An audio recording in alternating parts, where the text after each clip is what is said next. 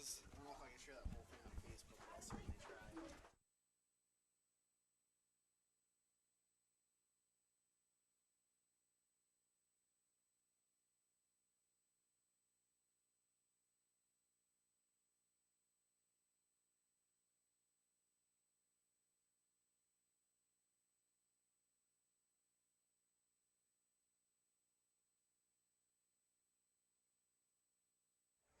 Testing. Can you hear me? 2 minutes and 16 until kickoff. And running back to senior number 20, Garrett Crewman. And offensive guard to senior number 51, Casey Doughty. Welcome to tonight's broadcast. We have Bill Adams and Jeff Adams at the booth.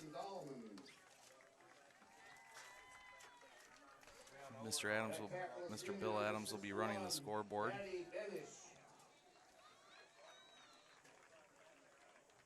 At guard is senior number 64, Eli Johnson. At center is senior number 70, Aaron Nosniak.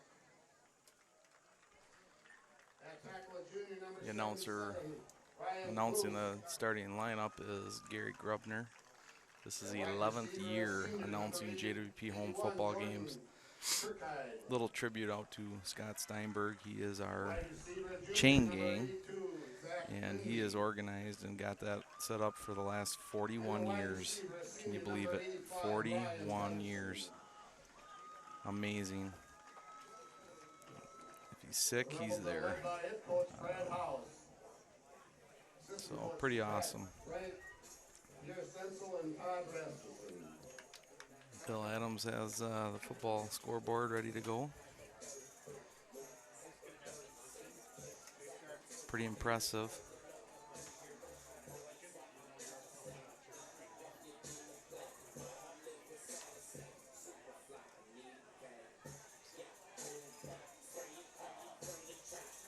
And now your teams, the Walter Pittman Bulldogs.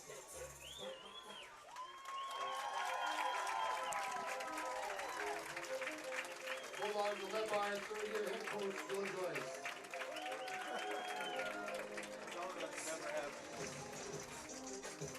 There are cheerleaders, their first year in over a decade that they've been on the sidelines.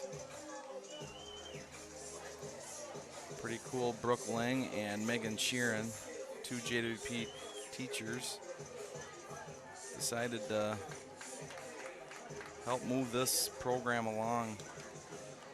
They're stunting and doing all sorts of cool things.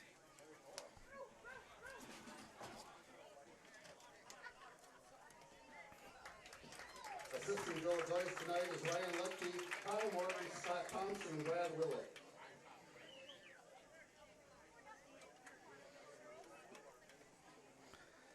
About ready for kickoff. Looks like the Bulldogs are going to be kicking off to the Rebels.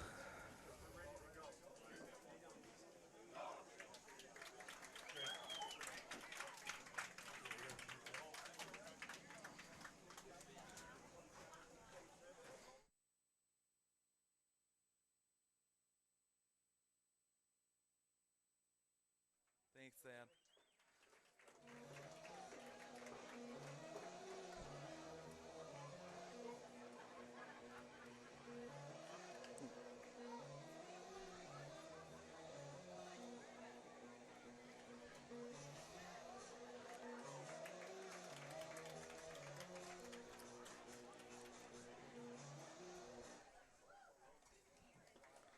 I'm going to be running the camera, so I'm going to be more focused in on zooming in and out, and Mr. Bill Adams is going to do most of the play-by-play tonight. All right, Shea Wheelock getting ready to kick the ball, number 24. Shea Wheelock is a junior. At least Little brother of Brendan Dimmel, who graduated last school year. There goes the kick. Number 34 for the USC Rebels pick it up, but Bulldogs in pursuit as 34 goes left of field. And he's brought down about the 30-yard line. Bulldog defense going onto the field. Excited to be back at this. I haven't done this in like 3 years. This is a different ball game for me tonight. But excited. Good to hear we got way better headphones, right? From Way when better. we first started. Yeah, way better set up altogether. All right, USC getting ready on offense. Number 10 taking the ball. That's Trevor Stencil. Ball snapped up the gut. Bounces out.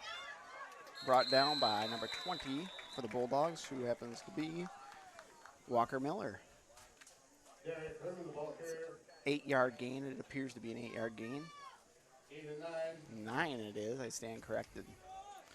We're going to really have to stay hydrated up here. It is extremely warm up in the crow's nest. Yeah, we're working hard tonight. Hot air rises. This camera work is hard.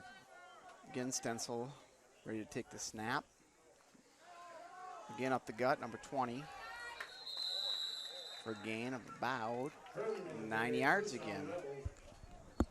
That's Derek Herman, the running back. 5'10", 12th grader at 190 pounds. USC Rebels are 1-1 on the year. They defeated Kingsland 20-10 to start their season, but were defeated by the Loyola Crusaders last Friday evening, 18-16. We're hoping we give them defeat number 2 this year tonight. Ball snap, again up the gut. Herman brought down after a gain of about 4 yards. And that 5 yards. is it Derek Herman? Derek Herman. He is a wrestler for the USC Rebels, and actually a pretty good one at that. So I would guess he'd be a key to stopping him. It would be a key to stop him. We've got 2nd down and 5 yards to go. Ball on the 48-yard line. We got to compete with this pole. Rebels take the snap. It looks like it's a QB keeper up the left side. Ooh. Brought down after a gain of 4. They're going to be just shy of the 1st down. We'll bring out 3rd down and 1. There's a big hit by number 80, which is... Not Zach Hagan anymore. No, not Zach Hagan anymore. Andrew King. Nice hit, Andrew. Andrew King, son of AA Construction owner Aaron King, who happens to be a sponsor of our activities. Thank you, Aaron King. Quarterback under center, not in shotgun formation, given to Herman. Gain of about 3 for 1st down. For those Rebels wearing white this evening and blue. JWP, as you know, sitting at 1-1 on the season. We lost to Fillmore Central 25-13 to start off the season. But last week we beat Medford 41-28. Hoping to make this 2 victories in a row. We got spread formation, empty backfield. Stencil's going to receive the ball, either QB sweep to the near side of the field, but taken down right away by, again, Ryan Eustace. 26, Ryan Eustace. Ryan Eustace was very committed to the weight room this summer, I've heard, on several occasions. Actually, I witnessed. I saw him up there. Actually, we had talked to Coach Lick. He said that about 50% participation in the weight room this summer, and honestly, that's an okay number, but you'd like to see it much higher, closer to 100%. If we're going to start reeling off win after win after win, we need 100% commitment, but you know what? It's a start, and hopefully they keep making progress forward. You know, in that 50% that was in the weight room, I'm sure there was a good percentage that was a good percentage. Flag on the play. Oh, Mr. Bill Adams getting a little fancy on the scoreboard.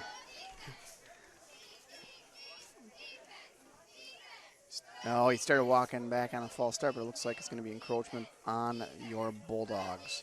That's going to be a 5-yard penalty, giving the USC Rebels 2nd down and 5. Wow, that's pretty fancy. In Bulldog territory right now. Single set. So we got a pass left, swing pass, number 34 for the Rebels, who happens to be Brett Burning. Probably totally hacked his name, but I did not go down like Mr. Grebner. Find out from the coaches how to pronounce all the names. 3rd and 5. If we can. Bulldog 35-yard line, quarter 1, 9:06 remaining in the quarter. If I could figure out how to change that clock for you, I'd do that.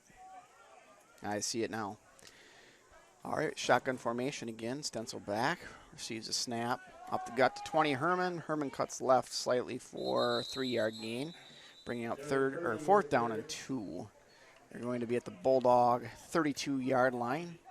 Definitely within trying for a first down, especially the way they've been running the ball with Herman. Stop by Andrew King. Fourth down and 2 from the 32. Big play here.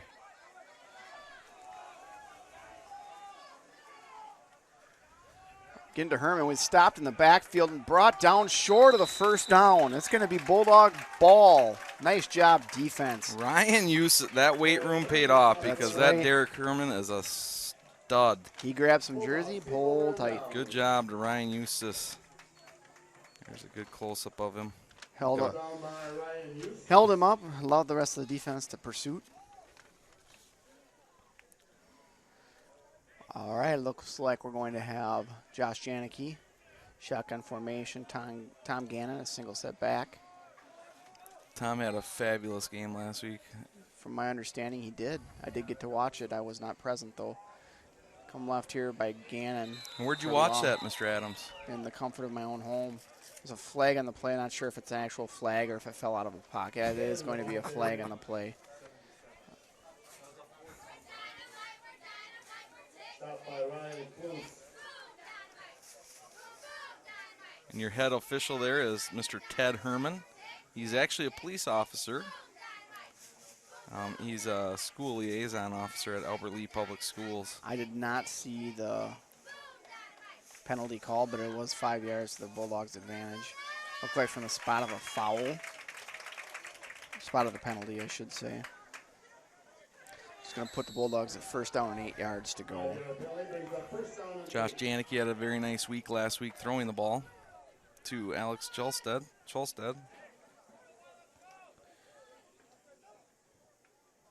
Janicki with a hard count, trying to draw off the Rebels. Offside. Was not successful this time, but watch throughout the night, it may become successful.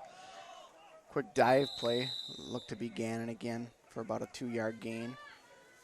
It was Tom Gannon. Second down and 6 yards.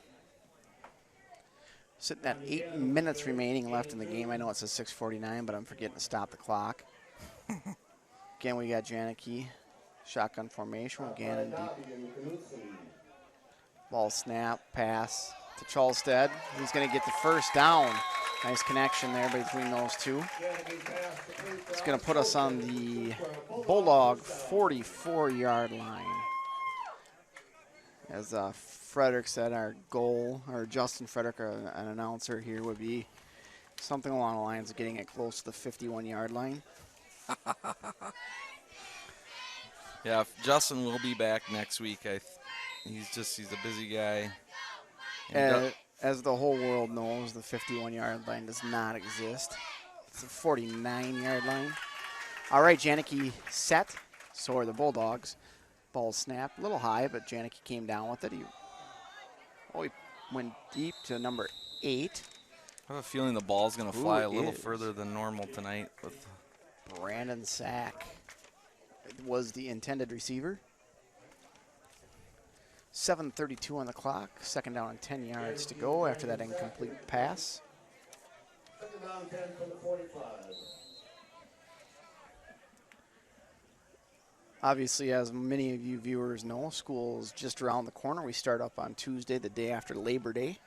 We had workshops this week. All of our teachers reported back to work. Paraprofessionals, clerical staff, food service, custodians are there year-round, administration right year-round. But it was a great week of getting people together. A high snap, but quickly snagged down by Janicki and surrounded by several USC Rebels. But again, great start to the school year here with staff. We're looking forward to welcoming all of our students back. This is the first year, and since I can ever remember, that your high school football teams would have 3 games completed before their first day of school. But the schedules were adjusted due to the outdoor state tournament at TCF Bank Stadium. This was to get some more warm weather. and combination of Labor Day being later. And exactly. Janicki on third down and 13, shotgun formation, looking for a pass to pick up a first down. Snaps good. Rolls right. Oh, he had it. It was in his hands, but nicely defended by number 24 from USC. The ball was intended for Walker Miller, but knocked out of the hands of Walker Miller by Jared LeMay. who is a 5'8" senior and 135 pounds. That's my weight as a senior, but I was not 5'8". So 4th and 13, punting situation. And we've got number 50 for your Bulldogs, Jacob Guzzi, back to punt. In motion, let's see here, ball snap, punt is off. We're going to get a Bulldog bounce down to the 27-yard line, it appears. 6:40 remaining now in the first quarter. It'll be first down, USC Rebels. Guzzi's punt, cover 28 yards. First down, Rebels from the 27-yard line. The grounds crew here at JWP, as you can see, have done a superb job getting the field ready for tonight's game and all of our home games. They do a fabulous job. Yes, indeed. Yes, indeed. Water break, water break. Shout out to Mr. Keith Wheelock and Scott Kaminsky and Bruce Manthe and Our high school summer helpers. yep, High school student summer helpers. Tyler Carlson, That's right. Tom Gannon, who's That's- out on the field, Mr. Stafford Wyatt Stafford, And and Zach Zach Janicki. Janicki. Zach Janicki is, in college. yes, he is attending MSU Mankato. Hopes to get an engineering degree. Speaking of MSU Mankato, they had one heck of a ball game last night, Oh, down yes, 17-3 in the first half. Come back out in the second half, score 17 unanswered points to defeat the number 3rd ranked UMD Bulldogs. Don't you think it's amazing how MSU Mankato has been able to, through all that controversy, have been able to put together good teams year after year? Absolutely. USC back on offense, Herman in the backfield. Ball snap, quick pass. Oh, I would say if that hit the ground, but immediately planted by Ryan Eustace. That was take a seat. Oh, you hate to see that, though. Oh, yeah, that's not good. Hopefully it's just the wind knocked out of him. I'm sure that's exactly what it is. Oh, he's looking to be okay. Take a deep breath, bud. I remember the first time I ever had the air knocked out of me was not a very comfortable feeling. I remember being scared to death. It looks like he's getting up, and he'll be fine. That was number 81 for the USC Rebels, Jordan Kirkide, wide receiver plus a defensive end. He weighs 170 pounds, 6'3", senior. Bulldogs back on defense. Let's see. I suppose, yeah, the clock's got to start here again. You got to remember to do that for you fans out there. This is more or less a three-man job. Yes, indeed. We need Sue Johnson to come back and help. She's sloughing. Snap is off. Drops back. Mr. Stencil. Pump fake. Release to number 85 this time for the Rebels. He's going to pick up about 6, but that was a heck of a stop by the Bulldogs. Number 85 for the Rebels is Ryan Pedersen, who I think is also their good golfer. Oh, yeah. Very good golfer. Is it Pedersen or Peterson? Peterson, We Pedersen, keep tomato, going back tomato. and forth. Potato, I've heard potato. different. All right.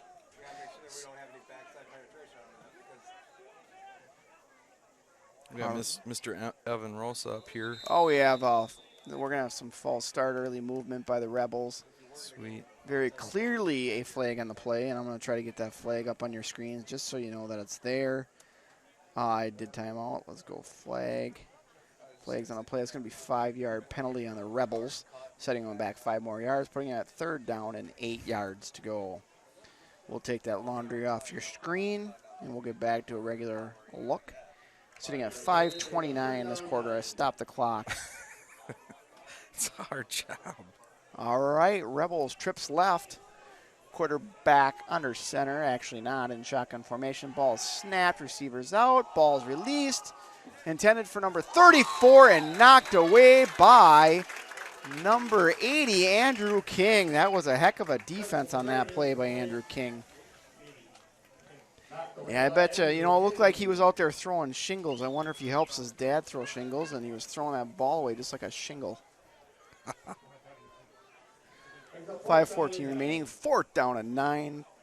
Rebels are going to be forced to punt. Oh, we've got Mr. Stencil is also their punter, which could be tricky later on in the game depending on the score. Absolutely. Fake punt time. They're pretty deep in their own territory to be fake punting it. We had timeout, Bulldogs. Timeout on the field by the JWP Bulldogs.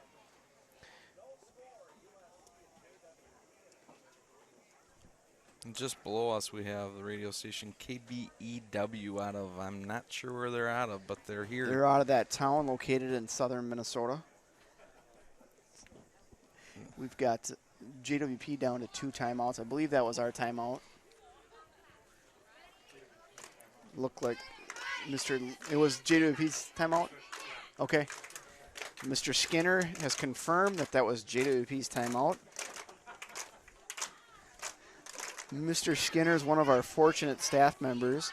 He has the luxury of air conditioning in his office so that his mind is clear today, as opposed to many of us that had our minds melted away. So here we go. We've got deep in the receiving area, we have Ryan Eustace and Tommy Gannon, Tommy G. Ryan Eustace had a fabulous week running the ball as well. Snap is off. Oh, nice pursuit. Get out of the way, Blue. Get out of the way. Okay, we're all right. Got a 48-yard line. Bulldogs will take possession, being 1st and 10 on the Bulldog 48-yard line. Pretty darn good field position, if you ask me. We're at 5:08 in the first quarter. 1st down 10. It's been pretty much a defensive battle. The first drive USC did do had a pretty successful drive. However, Bulldogs stopped them short. Shotgun formation, Tommy G deep. Nearest you is Walker Miller, far side of the field. It appears to be Alex Scholstead. Joey Stockman is also offset. We have a power play to Tommy G, following Joey Stockman off the hole. Nice hole created by Joey Stockman, number 21 for your Bulldogs. Joey Stockman happens to be a junior for your Bulldogs, number 21. He is Joey Stockman is listed as a senior in the program. He's 5'8", 185 pounds. That brings up 1st and 10 on the USC 37-yard line. Clock is running again, and I'll hit start, but I'm about right on time, just under 5 minutes. Again, hard count by Josh Janicki. Plays in. Ball is snapped. Handed off to Tommy G. Again, follows up his power running game with Joey Stockman. He drags 3 tacklers. Ball comes loose, but Tommy G is down on the ground.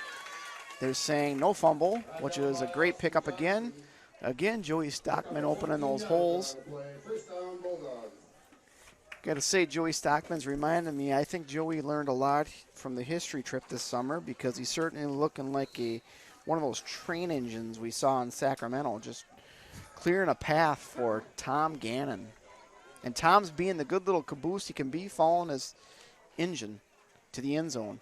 Handed off to Eustace. Eustace cuts right. He might get in the end zone, and he does! He does a little high step and puts up 6 points. My head's probably in the way, but that puts 6 points on the board for your Bulldogs. Heck of a run there by Ryan Eustace. That puts your JWP Bulldogs up 6 by 6. No flag on the play. Gets 6 Good points 1-2 punch with Ryan Eustace and Tom Gannon. Absolutely. It's just like the AP and Jarrett McKinnon this year. Let's hope so. All right, we've got number Nice job, Ryan. 50. I think that, again, is Mr. Guzzi, and it is Jacob Guzzi getting ready to kick the ball with Josh Janicki, number 1, holding. Ball's down. Kick is up. No good. We're going to be wide right, and it would have been a little bit short. So your Bulldogs will take a 6-0 lead into the first quarter with 4:27 remaining on the clock. And as you can see, I allowed about 1:13 to pass by before I hit stop. Bulldogs will be kicking off. Jacob Guzzi has been outstanding kicking extra points lately. Yes, he has. I saw that on the videotape. Or I'm sorry, I'm watching the game the other evening, last Friday evening.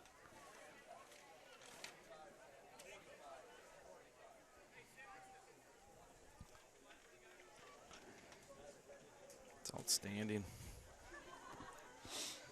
Good drive by the Bulldogs. Good news for the JWP school community. Last year at the end of the spring, we projected 590 students for enrollment this coming fall. We're currently sitting at 621 students. That's 31 students above projected enrollment. That's a great thing for the JWP school district and hopefully a sign of the times to come, that continuous increase in enrollment. I think a lot of that has to do with opportunities we're given for kids with the Chromebook edition and STEM many other education at things. the elementary, Yeah. college in the schools opportunities, small class sizes, licensed individuals to teach PE, music, etc. Lots of great things happening. The kick is off, received by the USC Rebels, number 34 again. Just juking and jiving on a return to the USC 44-yard line. That was Brett Birney again, returning the ball. He's had 2 good returns. Bulldog defense takes the field. All right, let's make sure we got everything going here on the scoreboard. And 4:20 left in the first quarter, 1st and 10. 44-yard, USC 44-yard line. Stenciled deep, shotgun formation. Mr. Herman in the backfield, or whatever his name is. Oh, he's brought down the backfield by number 59, Jack Fromm. Taken down, Jack slowed him down, made him cut back the other direction for a loss of approximately 2 yards. Jack Fromm is an offensive guard and defensive end, 160-pounder, 6', 11th grader.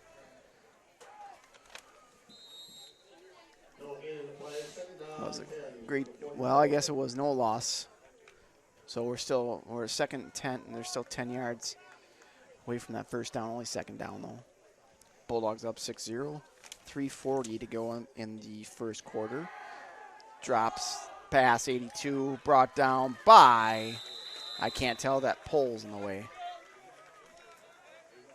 Number 82 for your USC Rebels is Zach Lindy, who happens to be a 5'10", 145-pound junior. First down and 10 Looked like on the Bulldog 45. Looked like Walker Miller wasn't on that tackle. Walker Miller wasn't on that tackle is what I've heard. 3:28 to go in the first quarter. Time's a ticking, snaps back, drops, pass, intercepted! And it's taken the other direction, picked off by number 80, Andrew King, I believe. That's Andrew King picking that off. Nice job, Mr. King. That's fun. That's a good thing. It was right in his hands, and he took it the other direction. Bulldog ball. Hey, USC had a little bit of a drive, and we killed it with that interception. Yeah, we need somebody running just the computer so they can put up all this fun graphics. Yes. Okay, first down and 10 for your JWP Bulldogs. We're in USC territory at the 38-yard line. Janicki's back. Again, we've got Stockman and Gannon in the backfield. Plays in.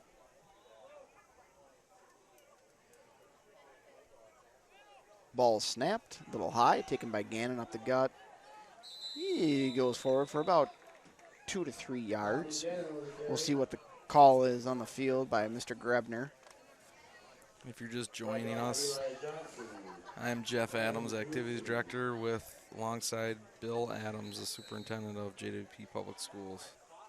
All right, it's going to be 2nd down and 9 yards to go on the Bulldog 37-yard line. I'm sorry, 37-yard line.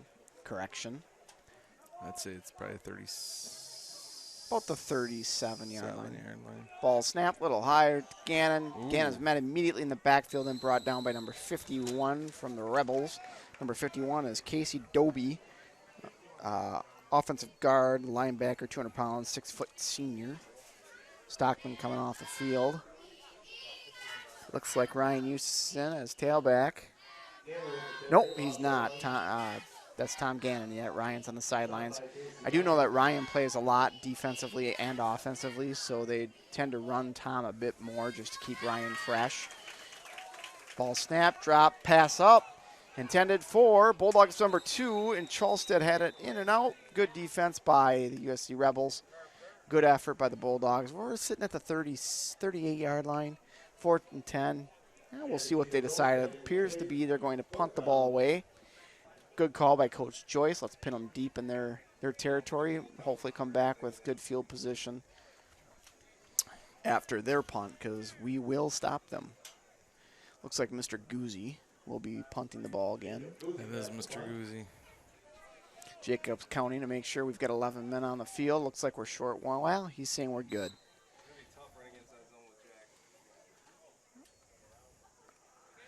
All right, punts off. He just barely got it off. Fielded and hit immediately by Bulldog. It looks like it might be Ryan Hughes. I can't see that number from here. Number 35. I can't read that number. Number 86. Number 86, not even close to 35. That's Caden Mogensen.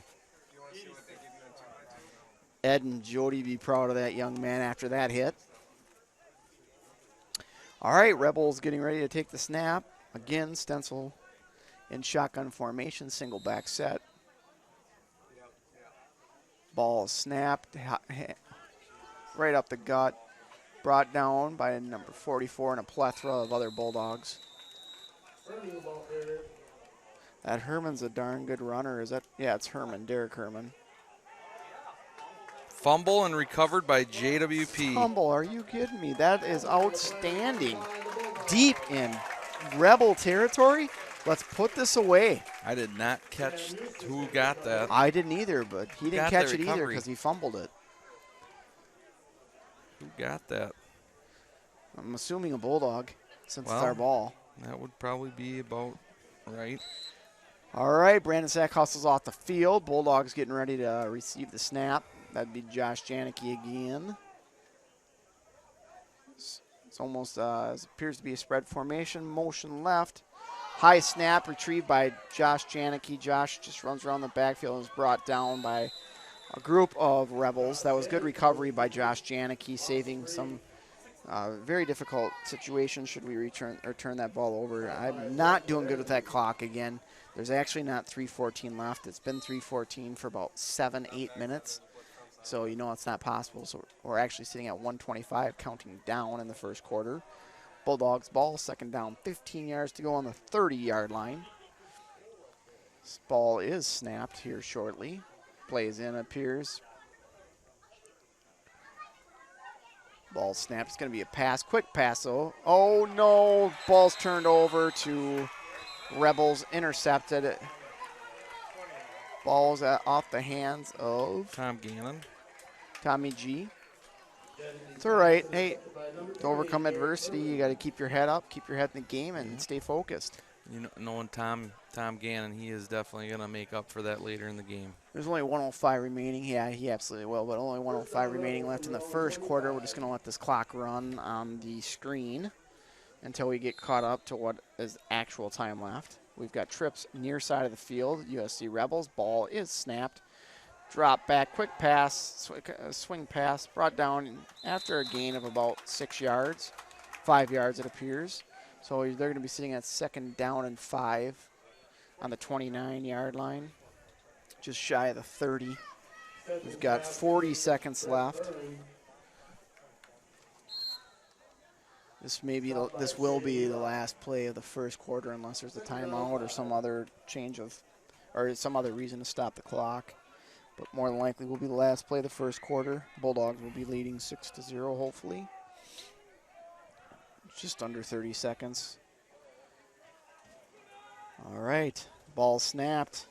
It's just a keeper or sweep by the quarterback. Brought down after a gain of 2 yards. 3 yards. Going to put them at third down and 2 yards to go. 10 seconds, 9, 8, 7. You can do the rest. The end of the first quarter. Your JWP Bulldogs are leading 6-0. 6-0. All right. I got to figure out where. There's the period. You know what we're going to do is we're going to go to advertisement. We're going to run the ads.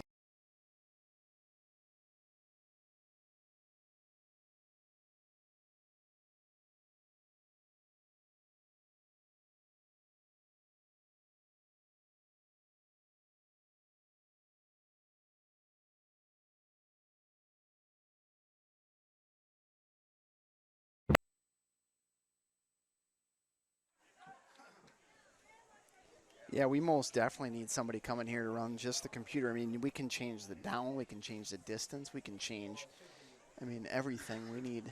We need another hand on deck. So if there are any of you out there, hashtag all hands on deck, let's get you here and helping us out to make sure we can update these things the way that you like them. Again, any help would be helpful. Number 10 hands off to Herman. Herman's down immediately. It appears that he maybe slipped on his own feet. Andrew Larson did lose his helmet. Andrew Larson happens to be a 6'3", 300-pound sophomore, folks.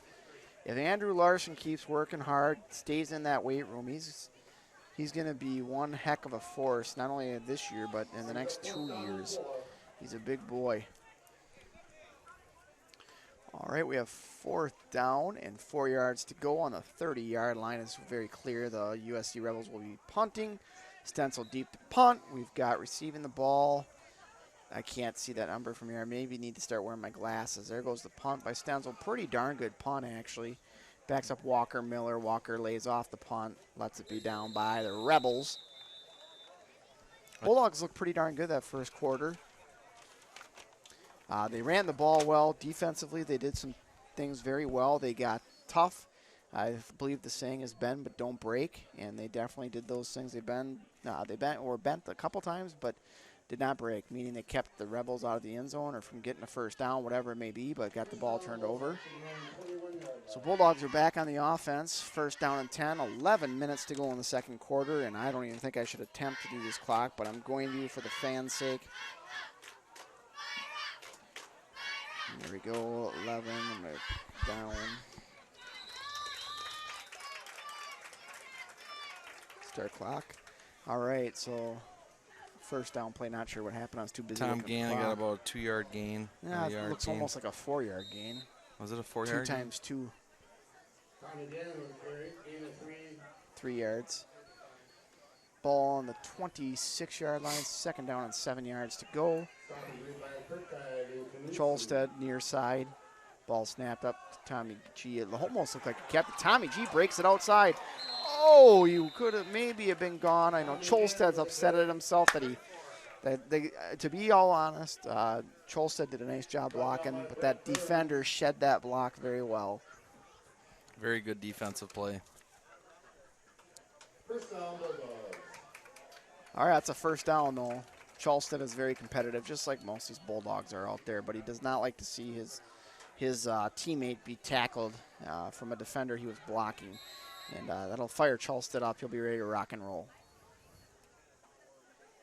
All right, clock is still running on your TV screen. We have false start on the Bulldogs, it's called. I'm not putting up the flag here on your screen.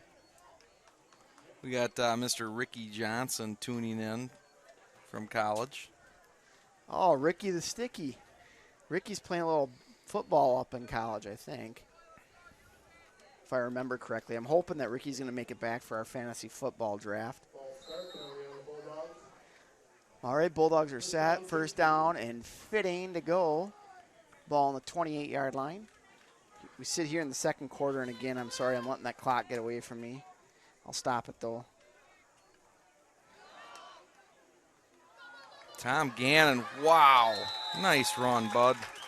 Wow. We have a question from our audience after that wonderful run. That was a great run, but I'm almost going to argue that we have a better question. The question that we have from a viewer is, via Tim Burke, are those hash marks and paw print hand-drawn or stenciled? I'd have to go with hand-drawn. You know, if Tim Burke was here doing that, I'm sure it would have been hand-drawn, but unfortunately Tim was not available. Our custodial staff decided to go with stencils to make sure it looked really, really nice. That looks like another Bulldog. First down. That's Ryan Eustace carrying the ball. And the head official wearing the white hat Stopped by Herman and Johnson. happily signals first down for the Bulldogs. All right. Clock starts again. We're sitting now. I'm about right on the button. 9:36 remaining. Snap taken, kept by Janicki, headed left. Turns it upfield. We've got a flag on the play. That laundry is going to get dirty. Very dirty. That guy must enjoy doing laundry at home because he's going to have to wash it with all those grass stains. I'm not sure what's happening on this particular, on the Bulldogs. I couldn't tell what they said. I wasn't paying too close of attention. Holding 10-yard penalty. Holding 10-yard penalty, okay. Lots of action up here in this crow's nest. Looks like this official down here is, I thought he was hunched over. All right. He was hunched over, getting a closer look at his flag. Not very happy with that grass stain that is now on it. I see they have a official in training on the sideline. They brought an extra gentleman that wants to be a high school official. And I can tell they're on the far side of the field right now talking about the consequences of throwing the flag and the fact that there is some pressing that needs to be done and some stain removal. Here we go, Josh Janicki. Hard count again. Play appears to be in. Ball snap, handed off to Tommy G. Or Ryan Eustace. Go. Tommy G. Oh. Was that Ryan? That was Ryan It's Eustace. Ryan Eustace. Did you see that? Run. Nice job, Ryan Eustace. What a stud. He almost got away from that single leg takedown. Touchdown by Jared. All right, Ryan's getting a little breather. Tommy G back in the game. Charleston near side of the field. Got number 44 offset. That is Connor Oldenburg, tight end. Can you see over me, Coach Rosa? All right, there we go. Handed off to Tommy G. Tommy G cuts around. Going to be third down and 4 yards, 3 yards, somewhere in there. 8:34 remaining. I'll start. The clock is okay, so we're way ahead again. Stop that for a second. Is there any way to get that pole out of there? Not quite certain. I don't believe so. Yeah, that's right in the middle of your screen. All right. Play in. I was going to finish that. Ricky Johnson is up in college, and he's watching tonight.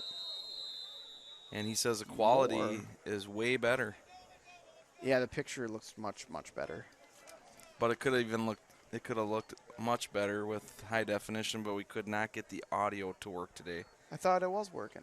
It works, and then it wouldn't work, and then it worked. And but it was only because we had that one thing open. It didn't matter. No.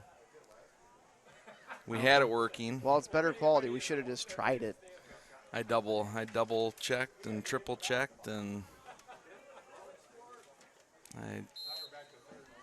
I don't like to give up, but I had to give up because I had a lot of other stuff to get done. All right, third down, 9 yards to go. Ball on the 48-yard line. Second quarter, 7:58 to go. Ball snap. Coming near side, Tommy G. Tommy G turns it upfield. He's going to get the first down and knocked out of bounds at the 33-yard line. The Rebel 33-yard line. Nice run, Tommy G. Nice blocking, offensive line. Is that a call for a sports guy chest bump? Or? Yeah, you know I would, but 3 years ago those were easy. But I've aged. I don't know if I can get an inch off the ground or anymore to do one of those. I might cramp up. Yes. We could probably pull that out again. We'll get it. All right, 7:45 to go on the clock. Your Dogs are ready to run this ball in the end zone. Offensive line is set. We've got 59, Jeff Fromm at center. Jordan Frederick right guard. Or I'm sorry, not Jordan, Nick Frederick. Jordan, you know what? They both go by Pickle, but that would be Jordan, or Nick Frederick. today. I am amazed at how that offensive line, how small they are, but yet, They're quick, smart, Yeah. they're good. gosh, 7-13, 7-12. The clock continues to run. 2nd down and 8. Ball on the 31-yard line. I'd have to say the addition of Coach Rosa has helped as well. Former offensive lineman at Minnesota State. Minnesota State. All right, let's start the clock. Just under 7 minutos to go. Now we've got Nick Frederick over at appears to be left guard. Timeout, Bulldogs. Timeout, Bulldogs. Bulldogs will be taking that timeout. Let me get timeout here on your screen just so you can see it, just for fun. There it is in red. You can see it on the bottom of your screen. I got a did you know? Okay. Did you know that number 10 from USC, Trevor Stencil, his father and I were in the military together and deployed together. But he didn't have to get, he actually got to go overseas. He did, and I did not. Good man, Pierre Stencil, and he's actually a coach on the sideline over there. Chromebook deployment, you had mentioned earlier that some of the opportunities we have for our kids are the deployment of Chromebooks for our kids. It's actually a deployment of K through 12. The way that that's going to work is our kids in grades K through 3 will have Chromebooks on cart. Each child will have a single Chromebook assigned to them, though in grades K through 3 they will not bring them home. Kids in grades 4 through 12 will actually have one assigned to each of them, and those will be taken to and from home. We'll continue to talk about some of that as we are in between plays this evening, but it's an exciting time for our students and teachers and families and community at Janesville Waldorf Pemberton Public School District. Josh Janicki getting ready to take the ball. He does. Hand it off to Tommy G, but capped. It looked like, he didn't have the ball. The officials got confused on who had the ball. I will see what ends up happening here, because that's an inadvertent whistle, and our players stopped running because the whistle blew. I was faked out on that. So what happens on that call? That's their inadvertent whistle. It's a replay, isn't it? Yeah, so I think that they replay that. I want to say that something like that happened a long time ago. Maybe not a long time ago, but something along those lines happened back in a playoff game with Waterville. There was an inadvertent whistle, and there was controversy, and I can't remember what exactly happened back then, but something happened. I let the clock continue to run. The officials are going to meet with Coach Joyce to determine what that have been a touchdown? happens.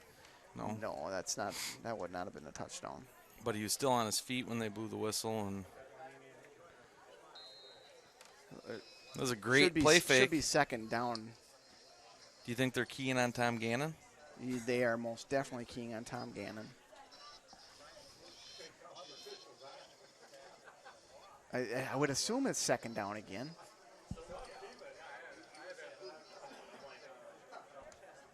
They're trying to explain it now to the USC coach, too, trying to get this all figured out.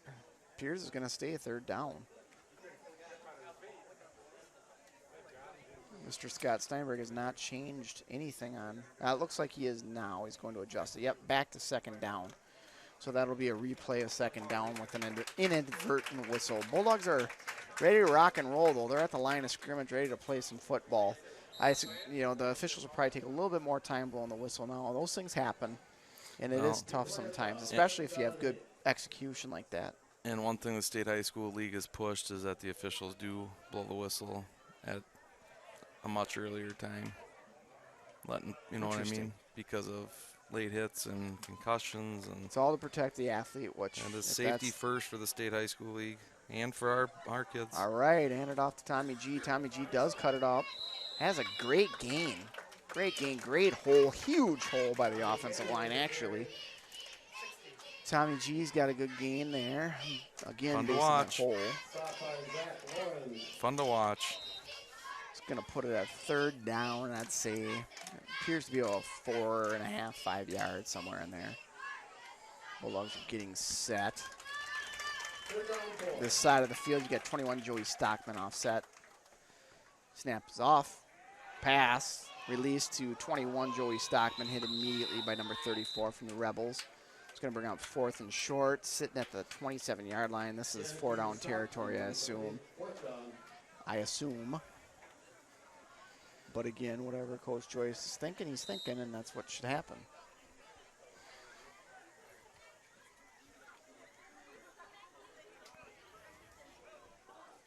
You know, one thing I did like about iHigh is you could actually see how many people were tuned in.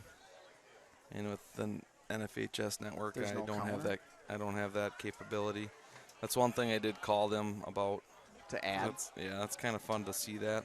That's right. Snap to Gannon up the gut. He's going to be just shy. Looks to be about 2 yards short. That means ball go the other direction with the Rebels. Close game right now. Defensive battle. The Dogs are the only ones to be fortunate enough to get in the end zone. Sitting at 5:45 left in the second quarter. We'll get the clock running again. Getting back to the Chromebook deal here. So, you know, we at JWP, we're looking to prepare our kids for 22nd century skills. We want our kids to be ready to enter the workforce, enter college, whatever it may be, being technology literate. And, you know, by doing this, we're definitely going to be able to prepare our kids. There's a snap to the Rebels. Herman takes the ball up the gut for about a 12-yard gain. Very good gain, good hole. So the game plan is to release those Chromebooks and allow our kids to really expand their skills and you know, really we want our kids to be competitive when it comes to hiring and college admittance, and we believe that the implementation of these Chromebooks will definitely prepare them. I'm really excited to see how kindergartners this year's kindergartners, how that's going to impact them throughout their educational career. Ball snapped, up the gut again to Herman, this time for a shorter gain, about 5 yards. They're picking up big chunks with Herman right up the gut. I'm sure we'll see some change on the defensive line right now or some different strategy to plug those holes. But yeah, I'm excited to see our kindergartners really progress with their technology. To see how things go, and I assume by the time those kids are seniors or even just freshmen, they're going to have quite the skill set, and I'm really excited to see that develop. Ball snap, kept by Stencil this time. Oh man, up the gut, breaks free out to the left or near side of the field. He's brought down finally at the 44-yard line. A very good run, very good play by the Rebels. Okay, I'll stop the clock somewhat on time here. That'll bring up first down at 10, 44-yard line. Second quarter, about 4:48 remaining in this quarter. So again, if it's like with anything else, these broadcasts, we tell you to text, call with questions, whatever it may be. It goes with anything related to the broadcast. If you have questions about things, or you're listening and you think, oh, I'd like my child enrolled at JWP because things are going great there. We'd love to talk to you about those things. Again, run up the middle by Herman, it appears. It's going to be a large gain, about 12 yards. It seems to be that maybe the Bulldogs are feeling a little winded, or it appears they're a little winded, whatever it may be. But, well, I think we're going to turn some things around here. We're going to stop them. 4:25 remaining in the quarter. 4:22. Start the clock. USC runs the line. Snap. It was low. It's on the ground, but covered up by Stenzel. Immediately a smart play by the USC athlete to just cover that football. Do the safe thing. Well, that's good. It lost, you know, obviously lost a yard, so we're at second 14, ball on the 34-yard line. Second quarter, 3:55 remaining. I'll stop the clock. Pretty darn close. My clock says 3:53. The game clock is 3:55. And I can change that too. So watch this. Ooh, 3:55. Now I'm right on the button. We've got our cheerleaders down there saying a defense cheer for our athletes. We've got a new cheerleader down on the field, you'll see. Late hit. They're going to get Andrew Larson for late hit. Okay. Sorry about that.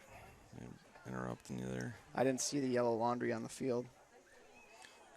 You were talking about our cheerleaders. I got a shot of them while we're working through this penalty. Good deal. We've got a brand new cheerleader, brand new student actually, that just joined us.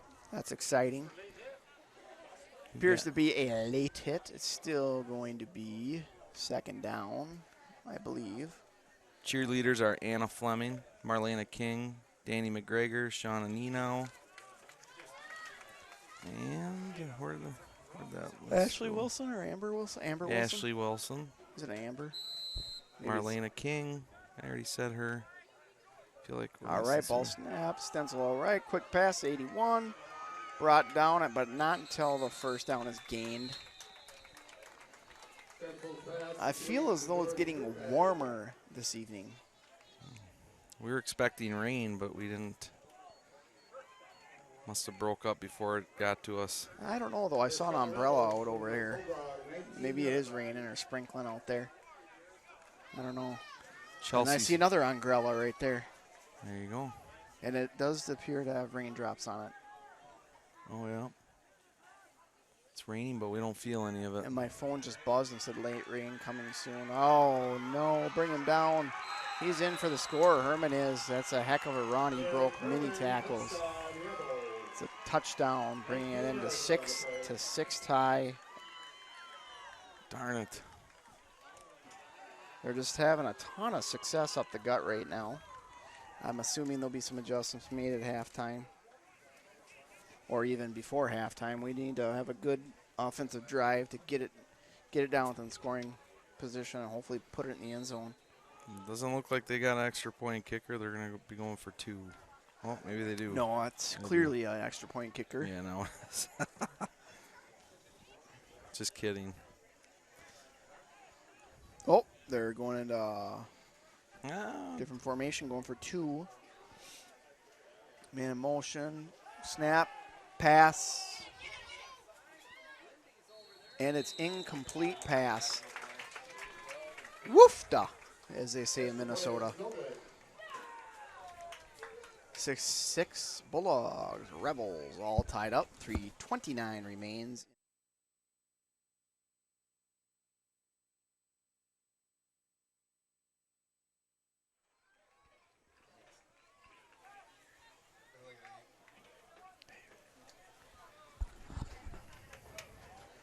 Oh, it's starting to rain, rain, rain. I am certainly glad I'm where I'm located right now. Staying dry, they say. Unfortunately, we have several people that are getting hit by the raindrops.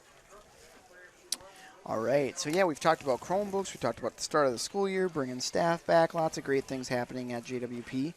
We've also had lots of things happening to buildings and grounds. Not only do you see a nicely marked football field, but the boys' locker room, which hasn't been really addressed in several years, had a makeover of some sort, new lockers, painted floor, etc. Really dressed up the locker room and very minimal cost to the district to make that look real nice and bring it up to speed. We also, the basketball floor, we have to thank the JWP Booster Club, the PTA, and the Youth Basketball Association for their generous donation to completely redo the basketball floor. It was absolutely exceptional. Bulldogs struggle with the ball there. However, we do recover it. So we'll have first down and 10 yards to go deep in Bulldog territory. Shea Wheelock. So those things have been going on up at the school, and if you get an opportunity to swing by the gymnasium, you will love the look of the new floor. We also got a new PA system, and looking forward to Jerry Capon coming up to the school and checking out that new PA system. I called him to find out where the heck he's been, because usually he's at everything, but Jerry has his grandchildren down, and that's why he couldn't make the volleyball games. But we're excited for him to to hear the new PA system. And I think he probably knew it was going to be really Oh, extremely. nice looking pass. My goodness, very close though. Good hustle by Chalstad. Very good pass by Janicki.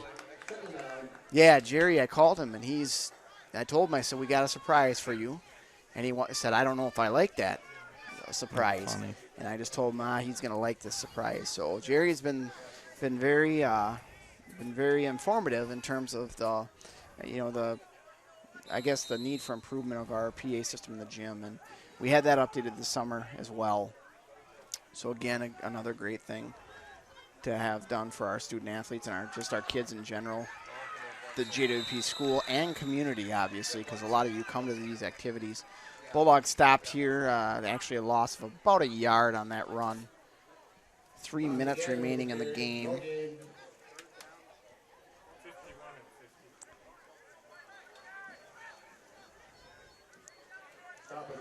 Okay.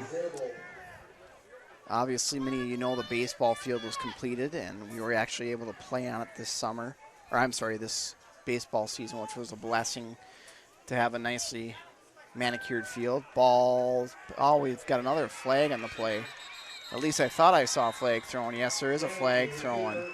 Janicki kept the ball. That will be a sack. We'll find out what this has to be, or what this happens to be. Looks. I mean, it's got to be on the Bulldogs based on where the flag was thrown and when it was thrown. The officials appear to be communicating with the Rebels. It's going to be against the Bulldogs. I would be surprised if it's not. Yeah, they're looking to their coach to find out. They're going to decline the penalty. Boy, a tale of two quarters. First quarter looked real good. Second quarter, we've been struggling a bit. Yes, we have. Having a hard time stopping the run. Having a hard time getting the run going. The rain started and USC started. Yep. They've just had a ton of success up the gut. I'm sure that the coaches will be talking at halftime to make some adjustments coming out in the third quarter, and we know our Bulldogs will definitely make those adjustments, and they'll persevere. Good grit with these boys. Punting the ball. Mr. Guzzi, ball snapped, and I'm not exactly sure. We've got more laundry on the field. It's got to be a delay game, or we'll find out here. False start, whatever.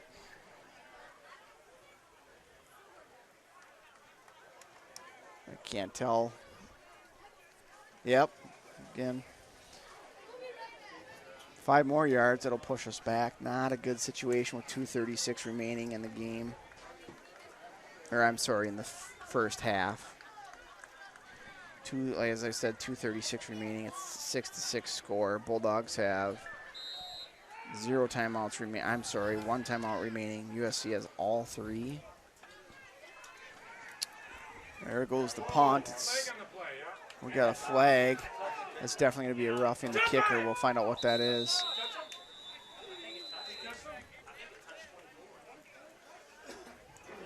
We'll see here. There's some commotion saying that somebody touched the ball and it should be Bulldog ball, but that did not happen. I mean, at least the officials did not see it. So we aren't going to be getting that call. There was a flag on the play. It's obviously running in or roughing the kicker of some sort. We shall see. One of those can produce an automatic first down. Not sure which one. 2:21 remaining in the first half. We'll get the clock to say that for you. 6-6. Again, Bulldogs and Rebels are tied, and I can't start the clock. I gotta. Oops. 2 minutes and 21 seconds remain. All right, well, our officials are still trying to figure out what's going on. We have, looks like, roughing or running into the kicker. Not sure what that sign was. All right, yeah, we'll find out. It's just really taking some time for them to get this squared away. The rain does not bother them. Hey, Gary, will you announce if they have ponchos? The Booster Club selling ponchos? Yep.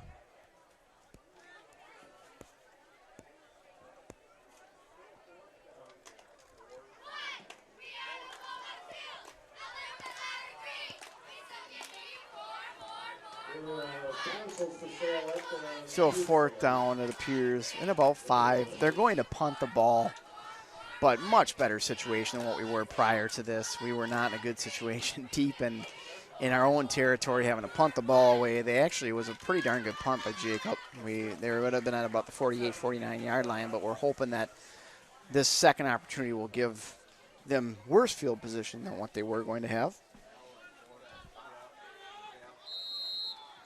4th down 5.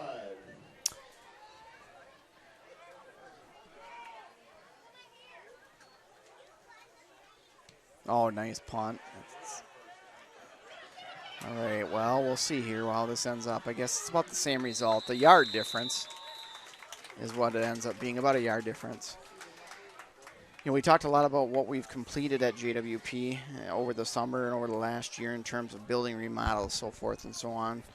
Many of you probably know by now, or that those of you that are big fans of the Bulldogs or JWP in general, Janesville, Waldorf, and Pemberton, our communities, you know that we really have a track and football field that need to be looked at. And I know our school board will be having conversations in October, November, December, and throughout the year on deciding what to do with these facilities and how to address making them a little bit more modern, or actually making the track competitive again, where we can actually utilize the track and have events here and have it as a community amenity, so members of our communities can come in and utilize this facility and feel good about it and things of that nature.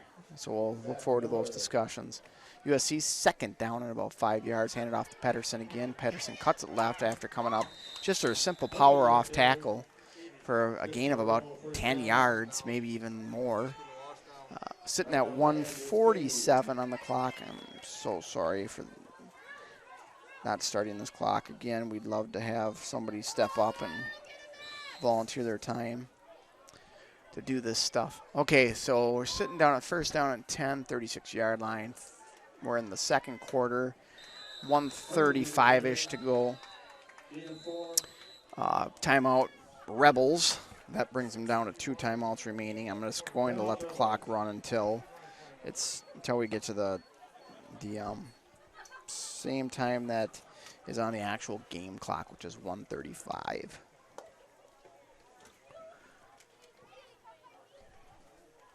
Getting back to the track and football field and this facility, if any of you want to be involved in those conversations or have any input to share, or maybe have any ideas for raising funds, or know in-kind services that would be offered from folks to bring this up to par.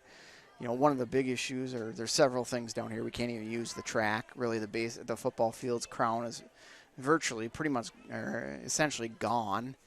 There are major potholes in different locations of the field. The facility has not been really addressed since 1971, 72, 73, somewhere in there. And it'd be great to bring this up to speed, so it's a place we can be very proud of. But what I was getting at is the poles are on the inside of the track, and it'd be really nice to move those to the outside of the track so they're not in the way of the competition or sight lines. But in addition to that, if we want to host track events, sections, whatever it may be, conference tournaments, whatever, that go into the evening, we'd have lighting for the track as well. It just would be a double purpose on that one. All right, so we've got USC with a quick pitch to the right, and brought down immediately. Nice pursuit by your Bulldogs.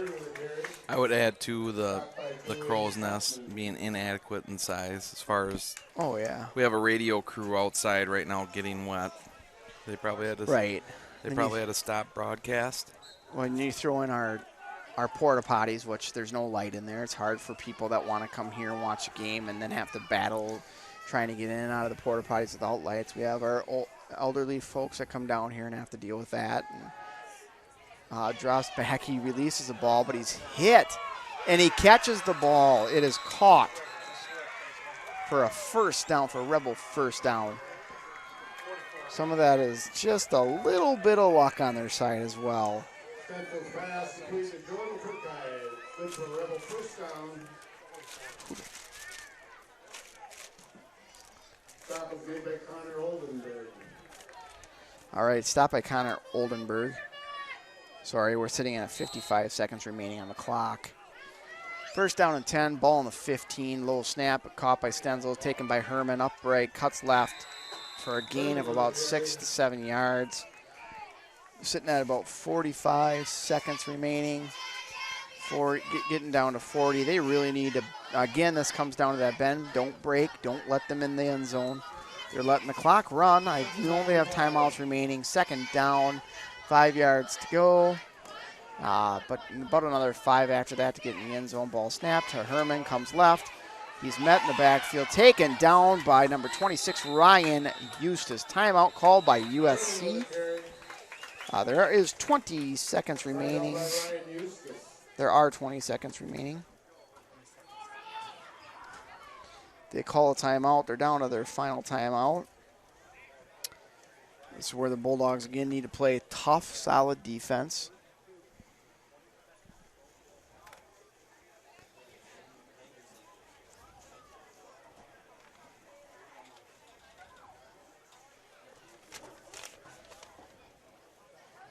Bulldogs next week will play Blooming Prairie at home.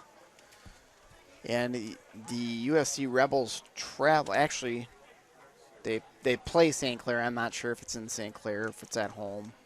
It doesn't really matter, I guess, to the Bulldog fans. But what does matter to us is that we have another half of football plus 20 seconds this week.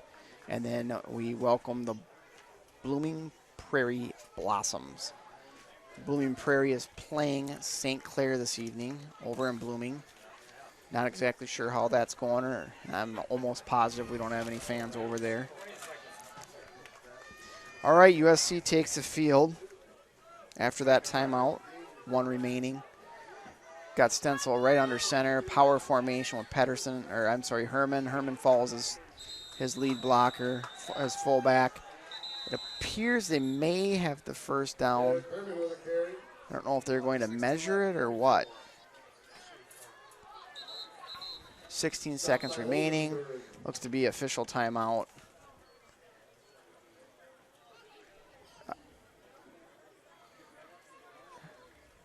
Okay, it's a first down. They start the clock. They spike the ball. 14 seconds remain. This is a huge 14 seconds. Pull out the Frederick play of the game. Biggest play of the game or whatever? Yeah. Whatever. Still raining. You better pull up your radar. We don't have Andy Dimmel forecasting for us anymore. He just texted me, no more I-high. I-high no longer exists. No, it's called Blue Tech. And We went NFHS. Here we go. USC motion right. And keeper up the gut, touchdown Rebels. Not a good situation. Again, the gut is a vulnerable place for us right now. That middle, we just are giving up way too many yards. We're going to definitely have to make some adjustments again, as I said earlier, at halftime. put Ryan Eustace at nose guard. I'm not sure. I'm not the coach. Or the old Matt Petzinger at nose tackle. Right. Same. Philosophy. Well, you want your toughest guy there, I would imagine, to try and stop that. Yeah, many cases, many cases. Okay, 11 seconds remain. I'm assuming they're going to go for 2. They're taking their final timeout, it looks like. They are taking their final timeout with 11 seconds left after they just scored. Timeout Rebels. We want to get this 2-point conversion. It is kind of a big deal. So I just ate one of Charlotte Hine, which is Tom Gannon's grandmother's velvet chocolate chip cookies, and I would have to say probably one of the better cookies I've ever ate. Since the last one you ate of hers? Yeah, since the last one I ate of hers. For those of you out there that are watching, if you could share the NFHS network with others, try to get them signed up and watching these broadcasts. Your subscription does some portion of the money you spend on a subscription goes back to JWP or comes back to us. So thank you for your subscriptions. Looks like he's Ooh, denied. no, he's down. That's huge. Denied. It's a Big for deal. the Bulldogs. Nice job. 11 seconds still remain on the clock. Second quarter. I'm 12 thinking to 6. I'm thinking Tom Gannon's gonna house us. That's my prediction. I'm thinking Tommy G might house it. That would definitely call for a sports guy chest bump Quite possibly. if he does it. They're gonna all the rain, now the defenders are gonna slip right off of him.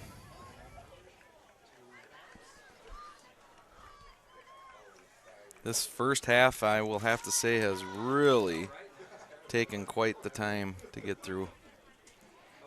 could be the longest first half of high school football I've ever been through. Yeah, I would concur. Pretty close. I'm sure we. And we're not taking any TV timeouts. No TV timeouts. It's a good time to thank our sponsors. Yes, indeed. Not sure where that sheet went. Right here, and we'll play a big advertisement. But again, McPherson Crop Management, Hardware, Hank, Country Financial, Janesville State Bank, Pioneer, JIA, Janesville Insurance Agency, AA King Construction, Rap City Music, Smith's Mill Implement, Vincent Plumbing and Heating, Danes Body Works, Works, and Williams Diamond Center. Kick is off. Tommy G's not going to return it. It's out of bounds. Flag on the play. Still sitting at 11 seconds.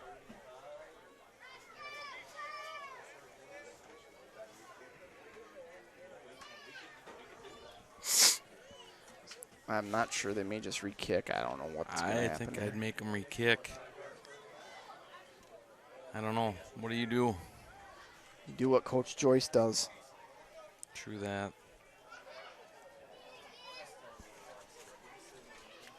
Yeah, they're going to make them kick. And the reason you do that is field position. Key to the game. Any game. Battle of field position.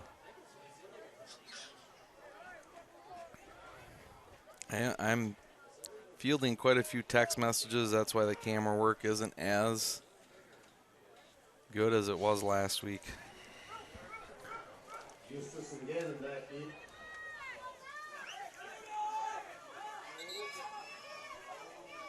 Coach Joyce hustling his guys up.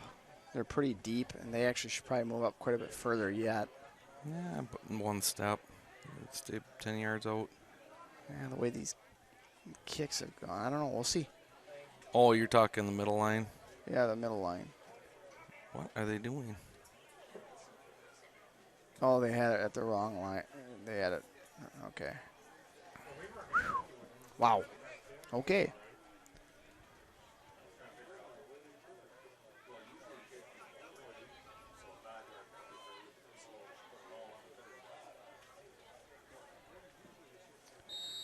All right, well, the officials are now set, so we can start playing.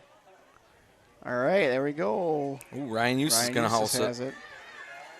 Forgot chop, there's... chop, chop, chop. Ooh. Oh, he tried to cut left. Got tripped up with slippery. the rain, and it is slick.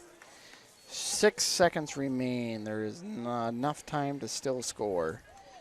All it is one breakaway by Tom Gannon or Ryan Eustace, or a chuck by Josh Janicki to Cholstead, or whoever may be out, Andrew King, whoever might be out receiving, Walker Miller.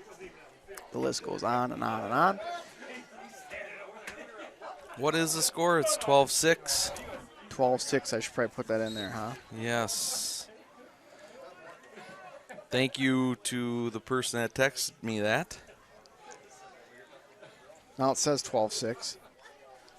Rebels. You had it in there the whole time, didn't you? Yeah, they just were only looking. Oh, nice run by Tommy G. That's what we got to come back out second half and start doing. We did get a timeout with 1 second remaining. Nice job on the clock work, Mr. Skinner, leaving us with 1 second left. Home field advantage. That's what they call that. Actually, Mr. Skinner is probably the quickest on a clock that you'll ever find. Well, I was bragging him up at the beginning of the game, saying that he is by far the best scoreboard operator in the nation. Hands down. I might even go as far as to say the world. Yeah, it could be the world. He just had to dust off his thumb there.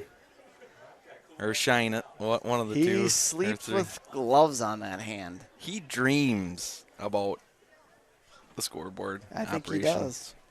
Yes. He is a master. I believe he wears Michael Jordan's lost glove to bed. Michael Jackson. Sorry, Michael Jackson. Michael Jordan, I didn't know he had that glove. He may have had that for a while, and Skinner bought it on auction from Jordan. Yeah. Yeah. He sold his smart board to get it. Nice. It's going to take a couple 1,400 smart boards. All right, dogs are ready. Still raining. 1 second remaining. NGU is the phrase here. Never give up. Not going to be easy to grip that ball, that's for sure. It is wet out there. Bowed in motion. Brandon sack. Ball snap. Janicki back. Release the ball. Screen to Tommy G. Of course, a flag on the play. Back. Some more laundry. Can end on a defensive penalty, so it half can end on an offensive penalty. I'm assuming that's going to be an offensive penalty. The Bulldogs have had more laundry thrown on them than penalties. Decline end a half. 12-6. All right, we're going to go ahead and play a shot from our sponsors or an advertisement from our sponsors for the halftime show. We'll see you back in fitting +5, 20 minutes. See you then.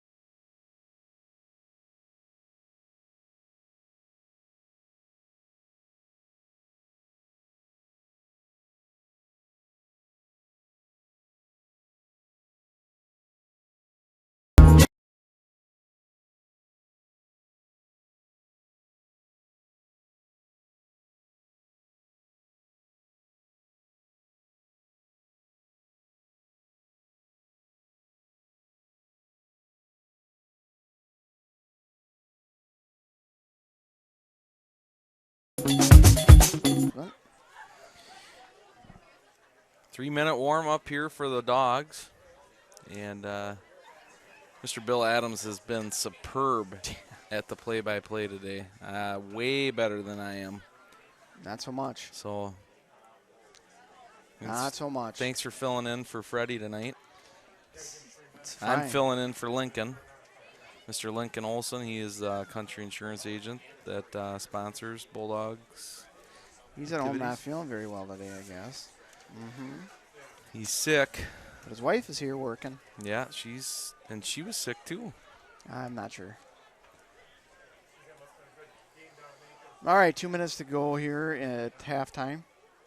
We're ready to get going. The Bulldogs looked pretty fired up coming out of the halftime conversation with Coach Joyce. And, yeah, hopefully that enthusiasm and energy is poured out on the football field because we sincerely need that energy right now. First, again, typically you hear the tale of two halves. I'm going to say the tale of two quarters. The first quarter was dominated by your Bulldogs. Second quarter, pretty much dominated by the USC Rebels. We are really in desperate need of coming back and taking over the third and fourth quarter. So the JWP Bulldogs can walk away with a victory because it would certainly be nice to go to 2-1.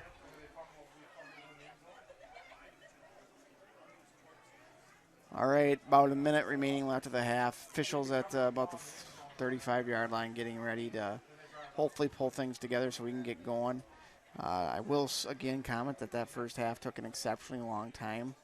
I'm hoping that the officials get these kids moving or a little quicker here so we have a decent Well, I guess I want an efficient run football game so our kids get out of the heat and are able to enjoy some air conditioning. It is a warm evening tonight, and I know our kids are probably suffering from a little bit of lack of water, I should say, but they're drinking a lot. Things are going well. Yeah.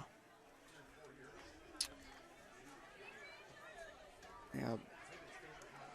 We're looking for that second key for JWP. We had talked earlier, got some keys of the game.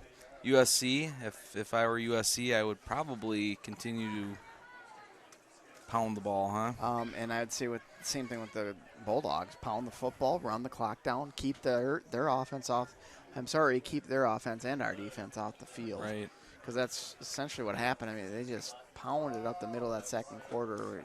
Power here, power there. Even some dives that they were getting lots of yardage up the middle on our Bulldogs. So things need to turn around here in the third quarter, and I'm thinking that they are going to most definitely turn around.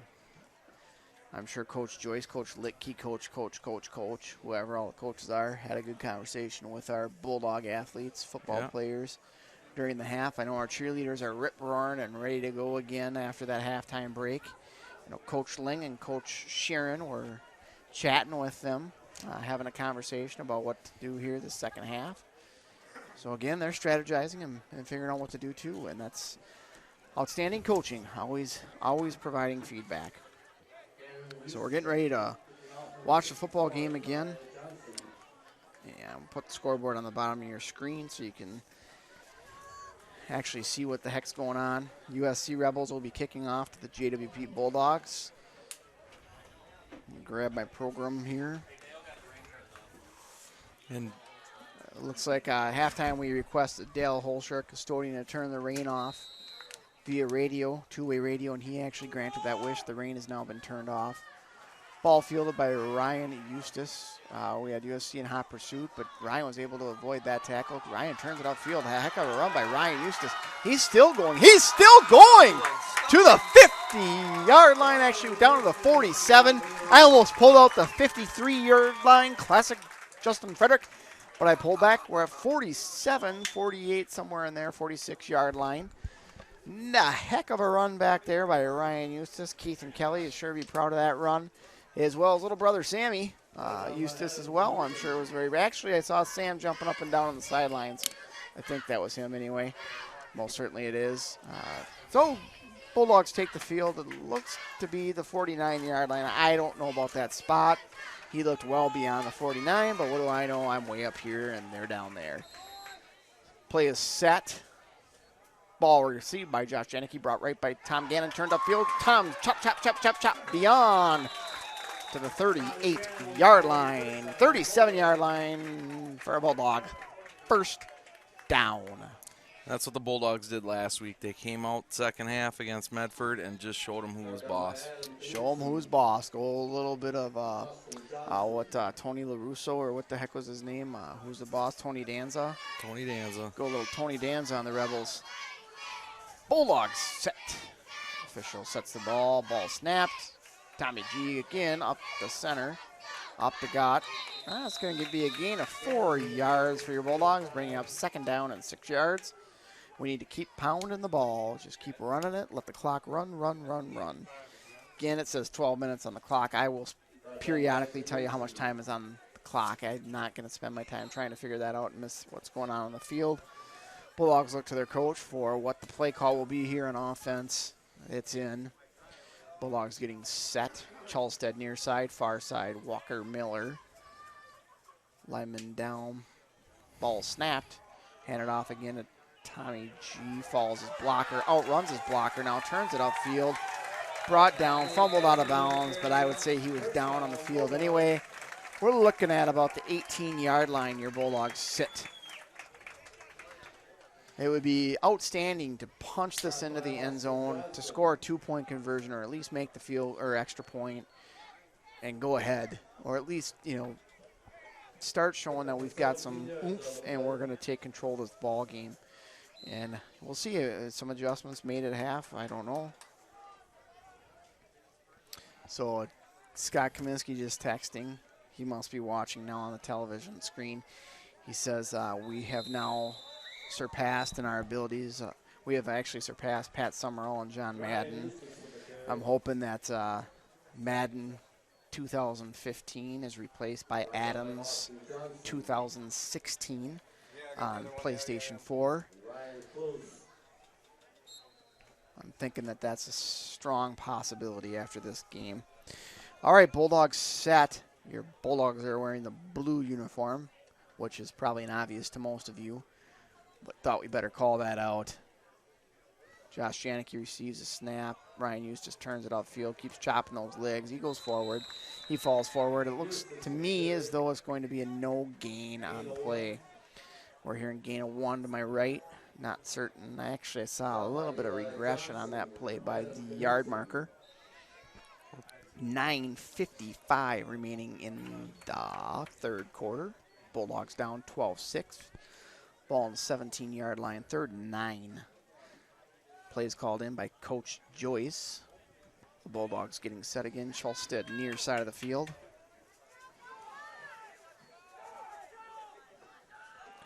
Oh, ball's on the ground. Recovered by my friend Josh Janicki. That's going to bring up 4th down. Would he have been your friend if he didn't recover it? Yes, he would always. They're always your friend. They are. They're a Bulldog. That's right. You're always part of the Bulldog family. This is a big play. 4th down. What? 4th down, 13? Yeah, 4th down a couple hundred yards.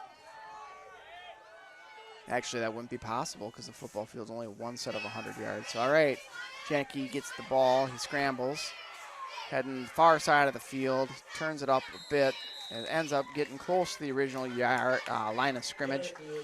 And takes it out of bounds. USC Rebels will take over on about the 17-yard line, it appears. It's too bad. We're in within the 20-yard line. Those are tough deals when we can't punch it in the end zone, but I believe we're going to play stout defense here, and we'll get that ball back and plug it in the end zone.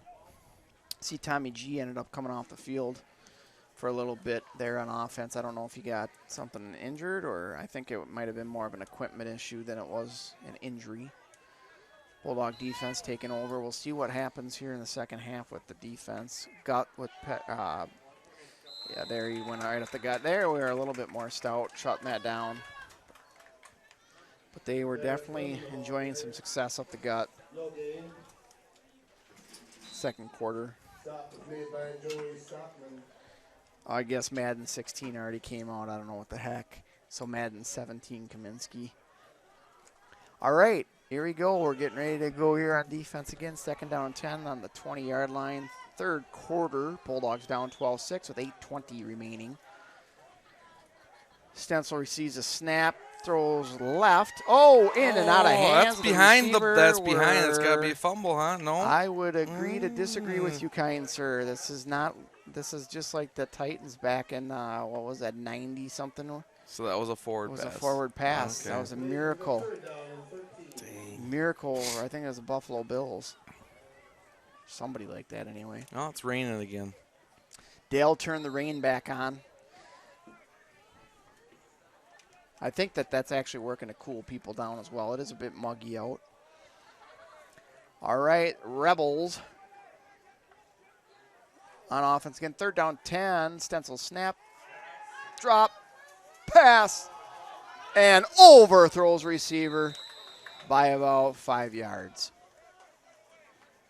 So your Bulldogs are going to get the ball back in what we can believe to be a very good field position just because of the location of the Rebels. I'm hoping for a botch snap and a Bulldog recovery. That's what I'm predicting. Just like I predicted a Gopher win last night, 28-24, but it didn't come true. I think maybe I'll have a little better luck with that prediction. I think our offense needs to improve dramatically. Yeah, that's true. I did accurately predict the MSU-UMD game, though. I did say it was going to be 2017. Oh, there goes a punt. That's a pretty darn good punt, actually. Really nice. Very good. 47-yard line, the Bulldogs will take over in Bulldog territory. Hey, they had a great offensive series the last series. We're looking to maintain, or I should say maintain that aggressiveness, but improve on the outcome of the series and put this ball in the end zone. Go up here by 1-2 points after you put it in, either the 2-point conversion or extra point. Coach Joyce looking down the sideline, not sure what he's looking for, but the Bulldogs are on the field, getting prepared. Always talking to Oldenburg and King, probably getting them ready to shuffle in there on offense. Oldenburg and King standing there by Mr. Androli, who is injured. He should be back in 2 weeks, is what I overheard him saying. Motion Tom Gannon. Giving to Tom Gannon. Gannon brings it to the right side for a gain of 2. Gannon's on pace to have a very good season. As Director of Buildings and Grounds, Scott Kaminsky, reminded me via telephone a couple days ago that was on pace to have a great season. 7:40 remaining in the third quarter. Bulldogs are behind by 6 points, 12-6. What would you say the temperature is in here? The temperature in here, Yes. like in the crow's nest, Yes. probably just shy of 212, 211 degrees Fahrenheit. Yeah. We've got ball taken to the right for another 2-yard gain. So it cooled off dramatically after that rain? Well, no, I mean, it's been right around that 211, right before boiling. Right before the boiling point, the boiling temperature of water, but we're tough. We can handle it. Oh, for sure. You know, when the cheerleaders wave their pom-poms, though, the breeze from that cools it down usually to around 209, 208. The actual temperature outside is 78 degrees. Yeah, it's way warmer in here. All right, Bulldogs set on offense. Snap given. Handed off to Gannon. Gannon dances a little bit. Picks up about 1.5 yards, 2 yards. Brings up 4 and 5. Halfway, midfield. I think this is definitely punting territory, but we shall see what Coach Joyce chooses to do. Ultimately, his decision's the right choice.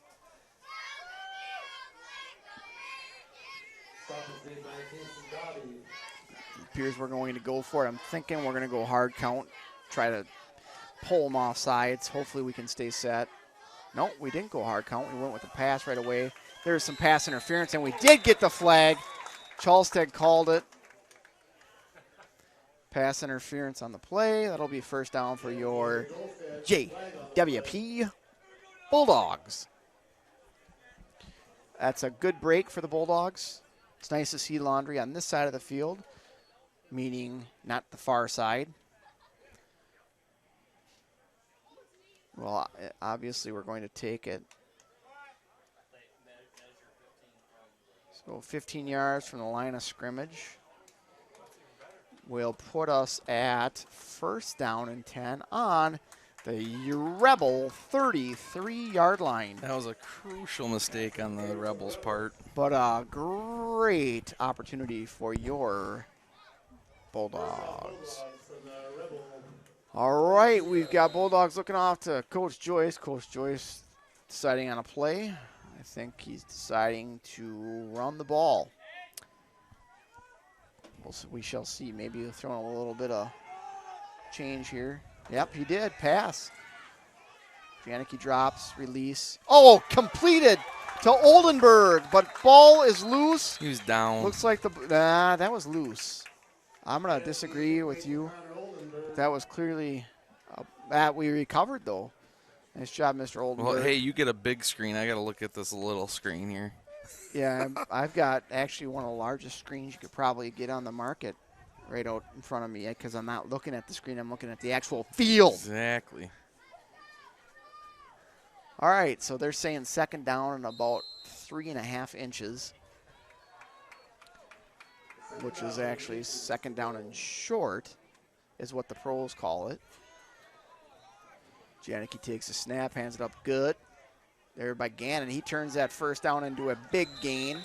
Thank you, Tommy G. Thank you, offensive line, especially to the right of that offensive line. That was an outstanding job by those offensive linemen. Absolutely. Just got to consistently continue that. On the right side. Yeah, you're right. Frederick and Guzzi were and Fromm were responsible for that large hole on the line. There's Nick Frederick, number 55. Number 59 is who? No, 50 is Guzzi. Oh, yeah. Well, who's number 59? 59. Jack Fromm. Oh. He's the center. Oh, nice. Making something out of nothing. Is that Ryan Eustace, right? That'd be RE. REO Speedwagon. There's Joey Stockman, number 21, number 50. No. Joey Goosey. Stockman's 21, not 21. Oh. Brandon Sack, number 8. Second down, 7. All right, Charleston near side, far side. Miller. Bulldogs receive the play. Eustace still in the backfield. Looks like Tommy G's getting a little break. All right, right to Eustace. Eustace, nice run. Turns it upfield for touchdown. Woo! Number 2 for your Ryan Eustace. I think that might be. Time Is that for Keith Eustace running out on the field? Oh, yes. Oh, no, I just seeing Where is things. Keith? He's somewhere around there, I'm sure, cheering. Kelly's calming him down. I think there's a book, Where is Keith? Yeah, it's not Waldo, it's Where's No, Keith. Where's Keith? And he wears the lines up and down, Yep. vertical, on the shirt. It's got a text from somebody asking us to tell stories of when we played. Those are stories I prefer not to share Why is on that? air. Why is that? Oh, That's good. nice boot. Nice looking kick. What a stud.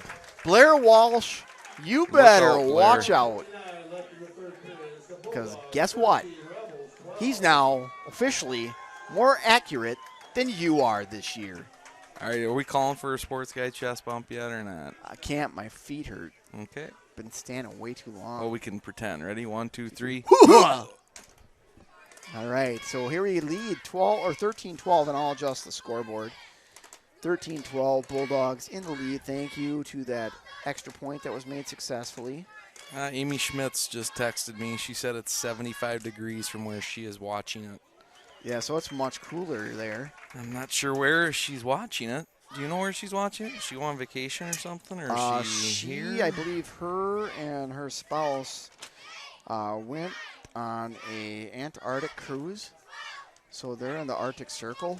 Global warming definitely taking effect. Well, then. I can't believe that they had a hot spot there. It's crazy. Oh.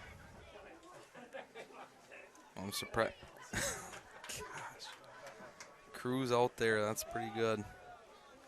The Lynx, just in case those of you out there are interested. Hey, the my Lynx- wife and daughter Claire are up there. See, the Lynx so- game. All right. Well, Angela and Claire got to see a successful victory by your Minnesota Lynx. They won 81-65 over the Fever. Oh my! Not sure what Fever we're talking about, but awesome. yeah. All right, Bulldogs set to kick the ball. We've got a 13-12 lead over the Rebels with 4:49 to go in the third quarter. There goes a quasi onside kick. Ball's loose. The Rebels fall upon the ball to retain possession. This half is actually going a little bit quicker than the first half. I think it's because the Bulldogs are dominating with the ball on the ground. Okay, here we go. This is where we need to just stop them and plug it right back in the end zone to send a real firm message with the Rebels that we're here to stay, meaning we're going to take control of this game. We're going to control the third quarter. We're not going to let up the fourth quarter. We're going to control officially 3 quarters of a 4-quarter game to take the victory. This is true. Tell you what, Tom Gann and Ryan Eustace really have some good vision, don't they? Oh, absolutely. I mean, those boys have danced out of tackles. They've gone left, right. But I'll tell you, the offensive line has played very well this evening. There's a direct snap right to the quarterback who turns it upfield on the right side. He's pretty darn quick. Runs out of bounds at the 45-yard line. There's flags all over the place. Obviously, it's going to be a late hit. You know, that's, to me, is somewhat questionable, but, you know, the officials ultimately have the final say. My belief on that whole hit was the contact was made in bounds, and it was a continuation of a tackle out of bounds. That's what I saw, but guess what? There's a good chance I didn't see the right stuff. Yeah, the refs, like I said, I watched the video, the rules interp meeting, and they are going to stop, and they are going to penalize if the kid's safety is at risk. And I will never, ever argue with that mindset, ever. Yep. No. And the rain is coming down It extremely is hard. raining like rebels and dogs. Unsportsmanlike conduct.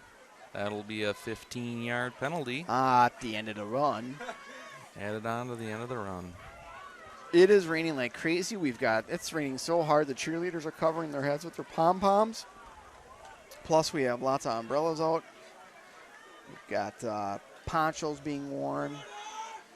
And the Rebels are set after that penalty was assessed. First down 10 yards on the 32-yard line, third quarter. Oh, we've got at least the whistle being blown. Not sure exactly what's going on. I think there's a timeout. Official timeout. Official timeout to dry off the ball? Are you kidding? No. No? They put it right back down or setting the ball again. Not sure what that was, but obviously. Oh, they are going to go dry the ball off. Okay. He wants to dry and then he doesn't. Now he does and then he doesn't. It is what it is. All right. Great stop there by your Bulldog Blue. Big Bad and Blue. Yeah, the 1st and 10, that's a cool feature. We do have to get one more person up here. Who wants in? I don't know. Free water and maybe a red velvet chocolate chip cookie. You know who I think would be good at that? Who? Bruce Garonsky, our tech guy. Yes, he would. He'd be excellent at that. I think he originally, didn't he start with us? He did, but then I don't know if he got wore out or what. Well, he is a little bit. This is a tough job. Okay, right up the gut, 20, number 20 again. Oh, Herman. no. Taken down, though. I mean, it's not at least 15 yards like they're getting third or second quarter. 3:50 remaining in the third quarter. Third down and about 6. Well, they're saying 4. It looks way more like 6 to me. Third and about 6 on the Bulldog 27-yard line. 27. We got an announcer saying 3rd and 5. We got the clock guy saying 3rd and 4. We got me saying 3rd and 6. It's somewhere between 4, 5, and 6. Third down, though. Snap is off. Keeper by the quarterback up the gut. Again, Stencil breaks free. We got to stop it up the gut. We've got to just close the gaps. Fill the gaps. Fill the gaps. Fill the gaps. Got to fight off blocks. We're getting blocked. That's what's happening. It's all right, boys. Keep your heads up. Keep focused. Let's stop them. Fight it off. Fight off those blocks. 3:15 remaining. 1st and 10 on the 15-yard line. Snap to Herman. Herman up the gut. Again, they're just pushing the pile. We did push back there. About a 3-yard gain, I would assess from here. Got Mr. Larson, it appears, on the tackle. Exactly. Again, Larson's, I believe, 6'3", 300-pound sophomore. Is that why he's number 63? It could very well be. I want to make sure he is 6'3". He might be 6'4", but I'm sure it's 6'3". He almost hits his head on our ceilings at school. So 6'3", 10th grader. Okay, Rebels set. Snap is off. Kept again by Stencil, who cuts left. Or, I'm sorry, right. Bulldog left. We do stop them. We're going to put them at 3rd down. Again, this is 4-down territory. So there's two more plays. Now, it's interesting as we've had a lot of penalty yards on us, and USC has not had nearly as many penalties as we have. They're playing very disciplined. Very, very much a downpour. Now, I'm assuming you can see somewhat on your screen the downpour. Yeah. It is raining very Cats well. and dogs. Did not know that it was supposed to, but it indeed is. Okay, we've got under center Stencil headed to the tailback power play. Fumble. I would say that is not a fumble, obviously, because there's not a lot of excitement down on the field. We're going to look at 4th down and about a yard, maybe 2. Say 4th and 2, 4th and a yard and a half. Obviously, they're going to go for it being on the 7-yard line. All right, pull out the Frederick play of the game here. This is a big play. I wouldn't say it's the biggest play. 1:15 remaining in the 3rd quarter. This is a huge play. Again, we won the 1st quarter. They won the 2nd quarter. We're winning in the 3rd quarter. Okay, direct snap right to the back, and he is in the end zone. Oh, just shy. Just shy. Play stops. First down. 1 minute remaining in the third quarter. We've had some frustration out there. I can see Joey Stockman's kind of frustrated. I think because he made the initial hit, but hey, he's had a heck of a game, and I'm sure he'll get this turned around. Tackles made by Ryan Eustace and Walker Miller. All right, 56, 55, 54. The clock continues to run. Bulldog blue on the 1 yard line. Oh, fumble on the play. It's not ours, though. Doesn't appear to be ours. There is a loss of down there. Fumble on the play, recovered by the Rebels. Or I'm sorry, a loss of a yard about. So that puts it back at the 2. Twins have been hot, but they are down 7-0 to the Houston Astros. I think Sano, what do you think of Sano's Sano? on the DL, right? I Is think he? he is. Or he's out. 20 seconds remaining in the third quarter. Your JWP Bulldogs are up 13-12. Stencil takes the snap. Up the gut to Herman. Herman hit immediately. Fumble? Brought down on the 1. They're saying he's in. Touchdown Rebels. And he's very close to that side. He must be in. Okay, so that puts it at 13-18. With 11 Rebels seconds. in the lead. 11 seconds remaining in the third quarter. And so far, we're still winning the third quarter, though.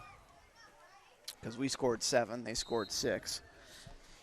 Okay, actually.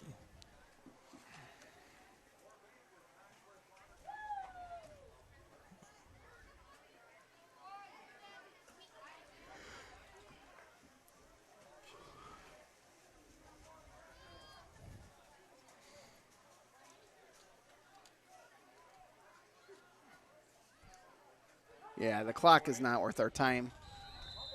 Yeah, okay, it's going to be 18-13 with 11 We seconds are going remaining to in the hide fourth the quarter. clock. Herman with the carry. Extra points and no good.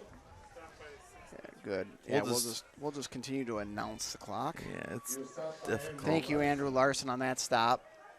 That was a huge stop. 13-3 the night, or 13-18. Because now we only need to score 5 points.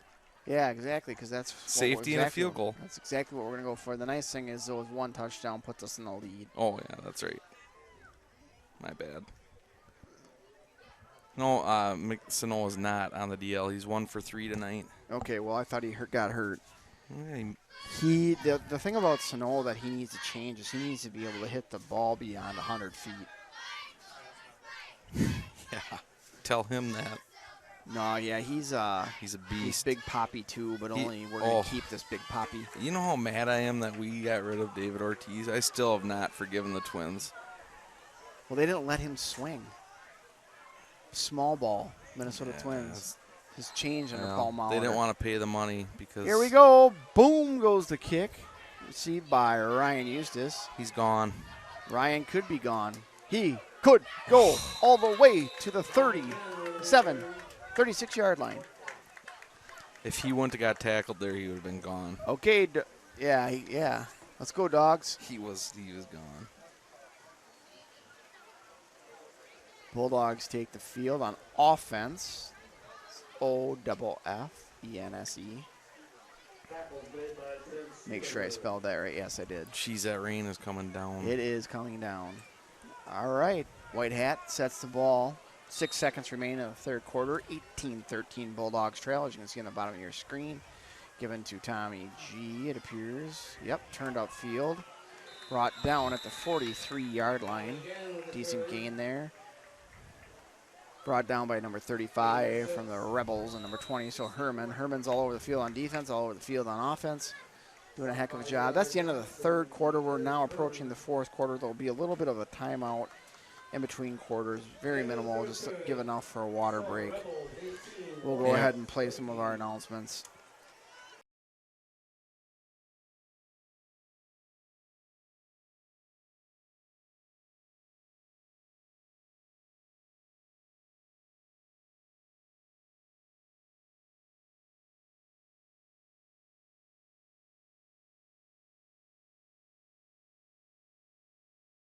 Well, here we are back at this. We did have an opportunity to talk to Dale Holscher. He did attempt to turn off the rain. Unfortunately, when he was trying to turn it off, the actual shutoff valve broke, which opened it up further. just like that hole was open. But he is going to work very hard at repairing that shutoff valve, and hopefully he'll be able to shut this rain off. There wasn't much of a hole there. Ryan kind of created that himself by bouncing it out. Very nice run by Ryan Eustace. All right, first down for the Bulldogs on the Rebel 45-yard line, 1st and 10. Ryan Eustace cuts it upfield. Oh, yeah, there we go. Nice vision, Ryan Eustace. 8-yard gain by Ryan Eustace. Ryan is a senior at JWP. This is his final year of football here as a JWP Bulldog. Not sure what his plans are for college. He's a very smart kid. I'm sure he's going to be going off to college. He is running back and a D-back, 165 pounds, 5'8", 12th grader. Again, senior. Bulldogs 2nd down and 3 yards to go on the 38-yard line. 4th quarter with 11:18 remaining in the game. Hand it off again off the gut. We're going to take it for a 1st down. I believe this time that was Tom Gannon. It was Tom Gannon. We're sitting at the 33-yard line. That was another JWP 1st down. 11 minutes and 12 seconds remaining in the 4th quarter. Bulldogs down 18-13, but in Rebel territory. Chain gang is set, so are the officials. Therefore, the snap is released. Given to Gannon. Gannon cuts right, goes right, cuts back left, picks up a few yards. 2nd down and 7 or 6, somewhere in there. It looks to be 7.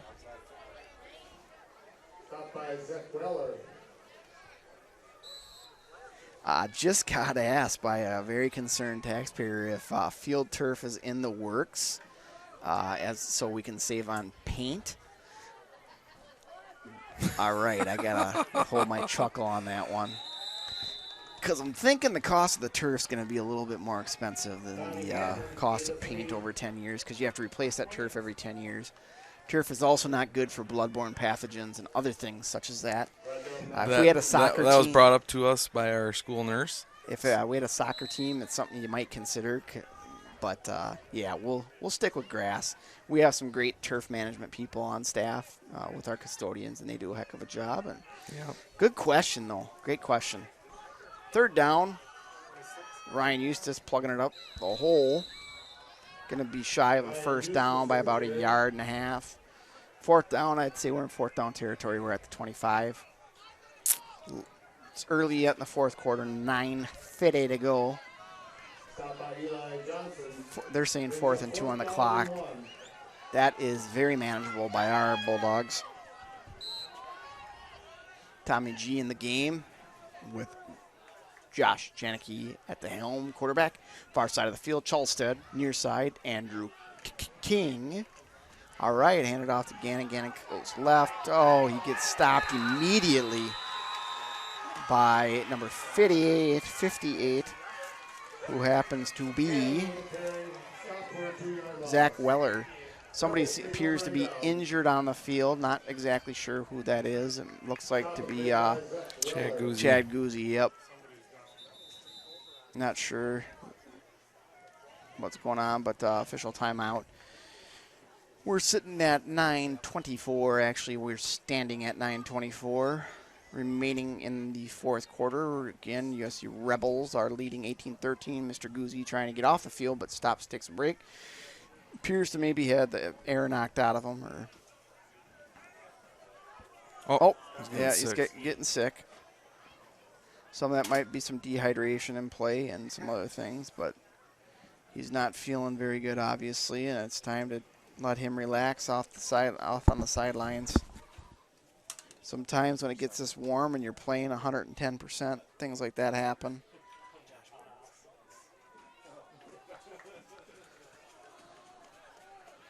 All right.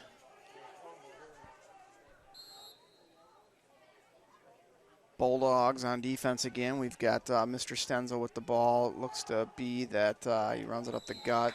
Herman with the carry. So we're standing again at 9, 12, 11, 10. It continues to roll down. 55, Nick Frederick heading back in the game. 9 minutes remaining. 18-13. 8:30, about 8:50 remaining in the game, I'm sorry. Bulldogs again down 18-13, as you can see on your scoreboard, but the time you do not know, and that's 8:40 remaining in the game. Fourth quarter, kept by Stenzel, hit immediately by Nick Frederick, and I don't see who else was there. I couldn't see it, but I know Nick was there. Number 81, 51, 81? 51. I don't know what number that is. 61. Zach Miller, I believe, were the two on the stop. All right, Rebels bringing it in. Third down, 12 deep in their territory. I shouldn't say deep, but it is at the 26, 25-yard line, somewhere in there. Can you have Jeremy go check on JWP? Our trainer didn't show up tonight. All right, we're sitting at third down and 12. Your USC Rebels receive the snap. Stenzel drops, pass, ball up in the air, look back, look back. I would say that was offense pushing off. But you know what? Not sure exactly what the call is on that. Again, we're way up here in the crow's nest. They're way down there. They can see everything much better than we do. That's for darn sure. And no flag means there's no foul. Fourth down and 12 yards to go. Ball on the 25, fourth quarter. Offensively, hey. Bulldogs need a huge stop here. All right, so we got, yeah, Test. exactly. They're going to be punting it, but again, it would be nice to have a terrible snap or something bad go, or something go wrong on this particular snap. But we'll see what happens. What did I say? Be a nice break for us, though. See, Keith or Bruce Wheelock is back at it again. Right over the head of the punter. It's not going to do that, though. Oh, that's a. Oh no! No! No! No! No! No! No! No! No! Oh, USC ball. Not a good situation. That, again, we're talking about luck for us. Where's our luck? That hits our guy right in the back. Should have kept my mouth shut. No fault of ours. Absolutely no fault of ours. You don't expect something like that to happen. All right. True character from a defense right now, right? Well, I see Chad Guzzi is obviously still very involved. He was not very excited to see that happen. He knows what's going on down there, but he's obviously hydrating himself right now. Getting some more agua in his system. All right, here we go. Pull together, your dogs. Pull together. Go right to Herman up the gut. Herman breaks free. 10-yard, 15, 17, 18-yard gain. Boy, they put him at the 41-yard line, about 40-yard line. Right up the gut. Again, up the gut, 7:39 remaining on the clock, 18-13. And if you recall, USC beat Loyola 18-16 last week. Or no, they lost to Loyola 18-16. Boy, it'd certainly be nice to pull out this victory. I know it'd just be a great win for us. Rebels approach the line of scrimmage, sitting at 1st and 10, ball on the 40-yard line. Handed off to Herman. Met immediately in the backfield, but he turns it into positive yardage. Excellent pursuit, or excellent spin move. Way to get in there. Zach Miller got in there. He hit him pretty good. 7 minutes remaining in the fourth quarter, second down and 9.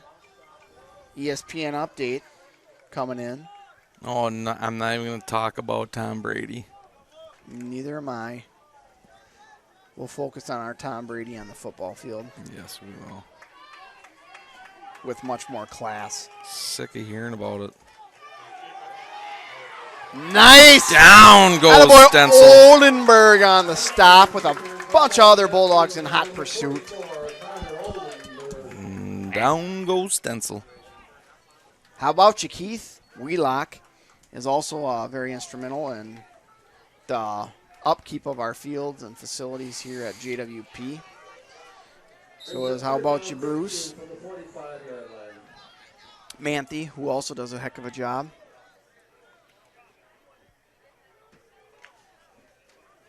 Can't forget Dale and Doris. How about you, Dale? How about you, Doris? All right, Rebels 3rd and 15, ball and 45, fourth quarter. Stencil keeps it, breaks left, meaning far side of the field, but he's knocked out. OB at about the 40-yard line. That's going to put him at fourth down about 10 yards. At the 40, I guess, I'm assuming they're going to go ahead and punt it, meaning they're up 18-13. What's the point, I guess, of running a play offensively? You think, let's pin them deep, but we shall see. Stencil's counting them up, and I think he kicks. So I know he kicks. So at this point, I'd say if I'm the Bulldogs, I'm watching out for a fake. Stencil's not only the punter, but he's also the quarterback, so he definitely has the ability to throw a pass. Yeah, 81's coming to the inside. This is definitely going to be an offense. It appears to be an offensive play. Nope. Here we go. We got Ryan Eustace going to let this go in the end zone for a touchback, 20 yards. So, in all honesty, they picked up 20 yards on that. So much better than running a play is what we definitely have to say. Say on this day.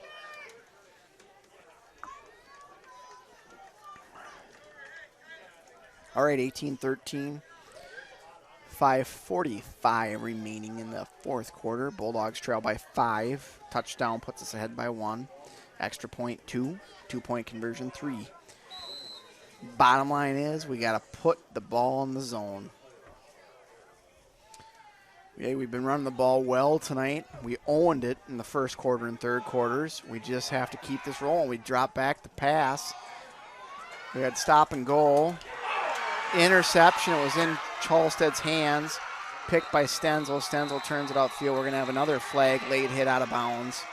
Unsportsmanlike conduct by Bulldogs, and that looked like by Tom Gannon.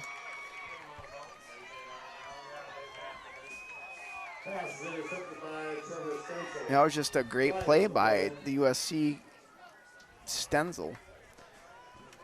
But again, what kind of character do we have? Where's our character? Are we going to bounce back from this? Keep our heads up. We can't come off the field frustrated. We can't sock our heads. We can't. We need to stay focused, stay positive, stay strong. Have that Bulldog pride.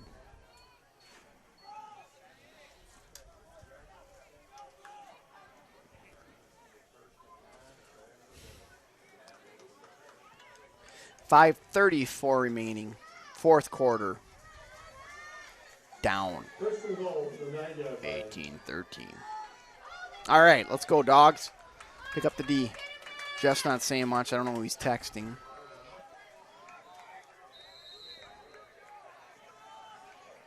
He's also got video camera duty. Hit initially, stiff arm by Stenzel. Stenzel, oh, nice tackle, whoever that was. I can't see the far side of the field, but that was a heck of a tackle. I'm thinking that was Walker Ryan. Miller. Oh, it was Walker Miller? I believe so. All right, Gannon back in the game on D.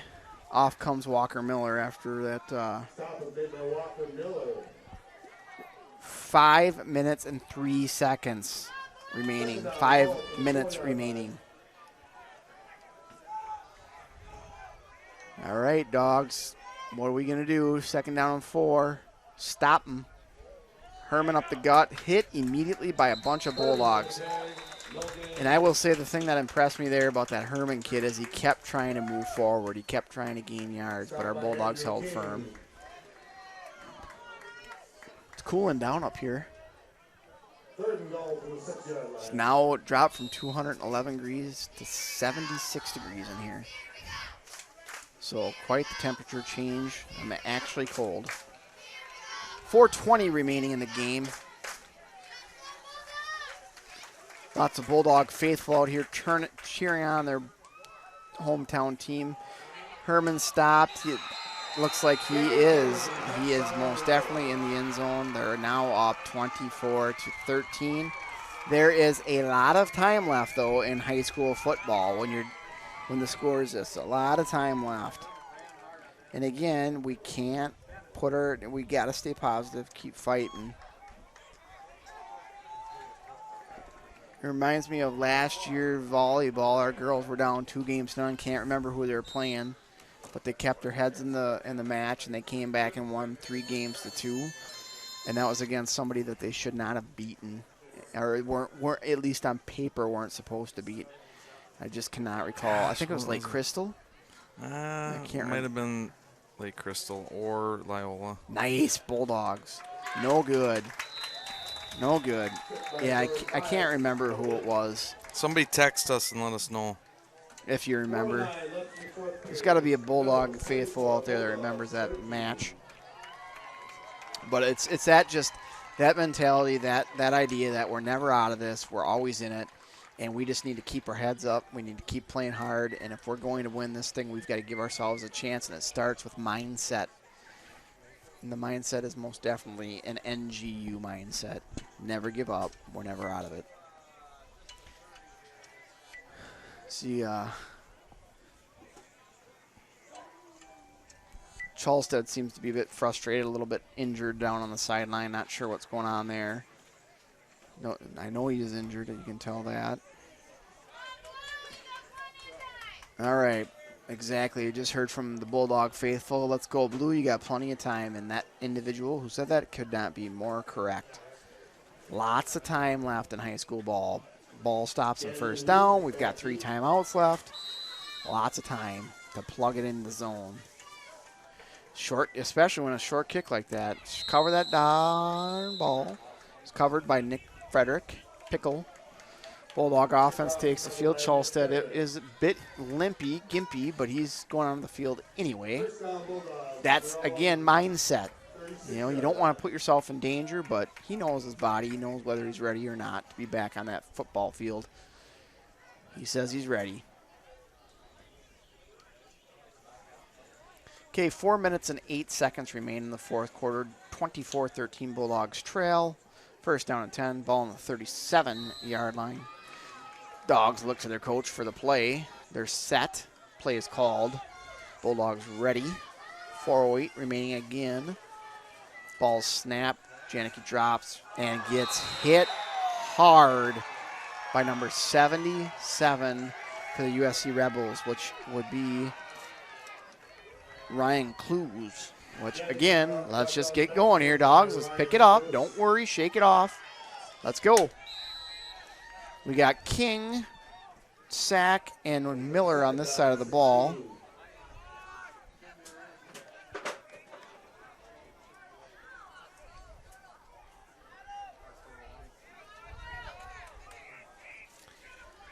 We have somebody saying that it was Cretin-Durham Hall that the girls volleyball team came back on. Nice pass there to Andrew King for the first down. Nice work, Bulldog Blue. Nice work. They're saying they want a flag on our guys for, I don't know who, but whatever. It's raining again. It was definitely not Cretin-Durham Hall, though, because that was, I believe, the basketball team. The girls beat Lake Crystal. Yes, yeah, it was right. Nice job. Jeepers, I've got a good memory. It definitely wasn't Cretin-Durham Hall. That was the 1998 boys basketball team that beat Cretin-Durham Hall in the state finals. Janicki rolls right. It's in and out of the hands of number 25 or 26. It's either Gannon or Eustace. Can't tell from here. Need my cheaters. Tom Gannon. Yeah, at halftime, did they test the footballs for inflation? Was it properly inflated? Yeah. Deflated? You know what's crazy about that? When they did that test, they found out it was inflated with helium, so the officials came out talking like ducks. Then they had to pass a fitness test, too, at half. Yeah, they had to deflate the balls, and the only way that they did it was do it that way. All right, we're taken down after the snap here. It'll be 3rd and long. 3 minutes to go. 3 minutes remain. Plenty of time again. You know, get another big play like we just did to Andrew King. Thankfully, the balls aren't inflated with helium. It might get away. But, yeah, King brought that down real well on that play. He's got the height. He obviously has some the athletic ability. So we've got Twins left, near side of the field. Ryan Eustace and Walker Miller. Far side of the field, it looks to be Brandon Sack. Nope, actually Chalstead and Brandon Sack. Quick pass. It looks to be Sack. He's brought down. That's Chalstead. It was 2. Chalstead, okay. So he's brought down at the 48-yard line, getting back up off the turf or grass. He's gimpy again, limping around. He doesn't want to come out of the game. He wants to play football. He's coming off, though. It might be cramped up, or I don't know. He's obviously injured, though, or feeling a little bit of pain somewhere. Hurt or injured, I guess is the question. Past the 2-minute warning, we're at 1:58, 56, 55, 54, 53. Keeps ticking down. Now we're running a little bit shorter on time. Snap taken by Janicki. Janicki looks to pass. He does release the ball, intended for Andrew King. And we've got a flag on the play. I'm really hoping that we're going to be looking at pass interference. And we're going to have a pass interference play, or call, on the Rebels. And the Rebels aren't too interested in that call. But, again, it goes back to what we've been saying all night, too, about calls, is we aren't watching for them. They are. The officials are right. Don't argue with them. And to be honest with you, I mean, it's a blessing to have officials. It's not an easy job. You always have somebody chirping at you. You always have somebody disagreeing with your call, no matter what you do. And ultimately, you have to be thankful for the people that set aside their Friday evenings to come out here and officiate high school football. And, yeah, they get paid, but they aren't getting paid very well. And it's more about service than it is about the income. It's definitely service above self when it comes to things like that. It's about giving back to a sport they love, giving back to a community, giving back to kids. And I think that's what we have to be focused on when it comes to high school officials. All right, Bulldogs at 1:42 in the fourth quarter, trail 24-13. We are on the 38-yard line in the Rebel territory. Man in motion, Ryan Eustace heads right. Snap received by Janicki. He drops back, looks to get rid of it. He scrambles right, turns it outfield, and he's going to be a nice little spin move. He's not out of bounds, but the clock will stop because it is a first down. It looks like Janicki's on the grass. They're going to call time. We're going to have Sam Eustace will probably be a replacement at quarterback because Janicki will have to come off for one play at least. Or it looked like he was down on the turf. Maybe he got up. No, I think I can't tell. I think he's up. Okay, we should be good. Or he seems to be okay. Where is he? There he is, talking to Coach Joyce. Okay, 1:25 remains. Ball on the 23-yard line. First down and 10 to go for your JWP Bulldogs. We did have Eustace warming up on the sidelines. Yep, Janicki will have to come off for a play, so Sam Eustace heads in for a play. Sam is a sophomore. He stands at 6 feet tall, 150 pounds. Sam is a pretty darn good quarterback. He's come a long way over the last couple of years. He's been in the weight room doing the extra things to get better, and that's nice to see from our kids, to be in those weight rooms doing the extra things to get things done. Ball snapped on the ground. We got a flag. I don't know what they're calling here. To me, it looked like a false start on the Bulldogs, but I've been wrong before. Different cadence caller. 1, That 2, might throw 1. the line off a little bit. And who knows, it might have been purposeful to get Janicki right back in there. I don't know. I don't see Janicki is on the sideline talking to Coach Lidke. First down, 15 yards to go, 28-yard line, fourth quarter, 1:21 remains. Your Bulldogs are down by 11 points. 2 touchdowns. Yeah. Okay, we have, I don't know what's going on now. Another false start. They weren't even set, were they? I don't think so, but again, we're way up here. They're way down there. Boy, it really cooled down. I should have brought the parka.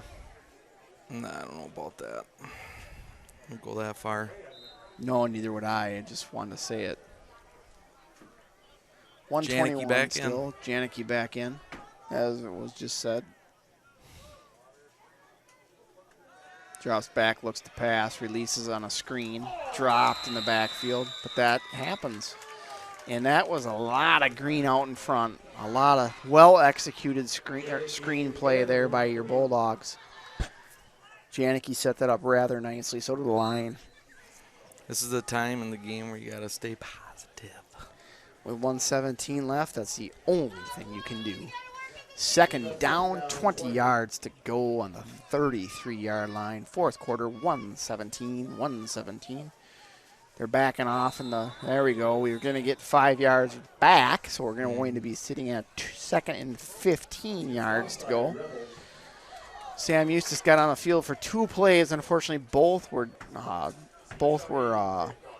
accompanied by 5-yard false start penalties. We still sit at 1:17 remaining in the fourth quarter. Ball snap. Janicki rolls right to get rid of the ball. Is sacked at the 35-yard line. Sitting at clock continues to tick. We're closer to 1 minute. The officials call time. JWP calls timeout with 1 minute, 6 seconds remaining in the fourth quarter. Down 24-13. And I don't think you can, yes, you can see the scoreboard. All right, so your Bulldogs call timeout. Strategize on how to get this ball in the end zone. Obviously, with 3rd down and 21, the Bulldogs are going to be using 2 plays. They're in 4th down territory, not just they're in 4 down territory, not just because of the fact that, well, I guess they're not necessarily there, but they are down by a lot of points with a minute left. They have to go for it. You know, plug this in the end zone, get an onside kick, go right back in. Things like that happen all the time. We just need it to happen for us. How exciting would that be? Can happen. Anything. I'd love to witness it. Me too. Who's going to step up and be the hero? Who's going to be the hero? That is the question.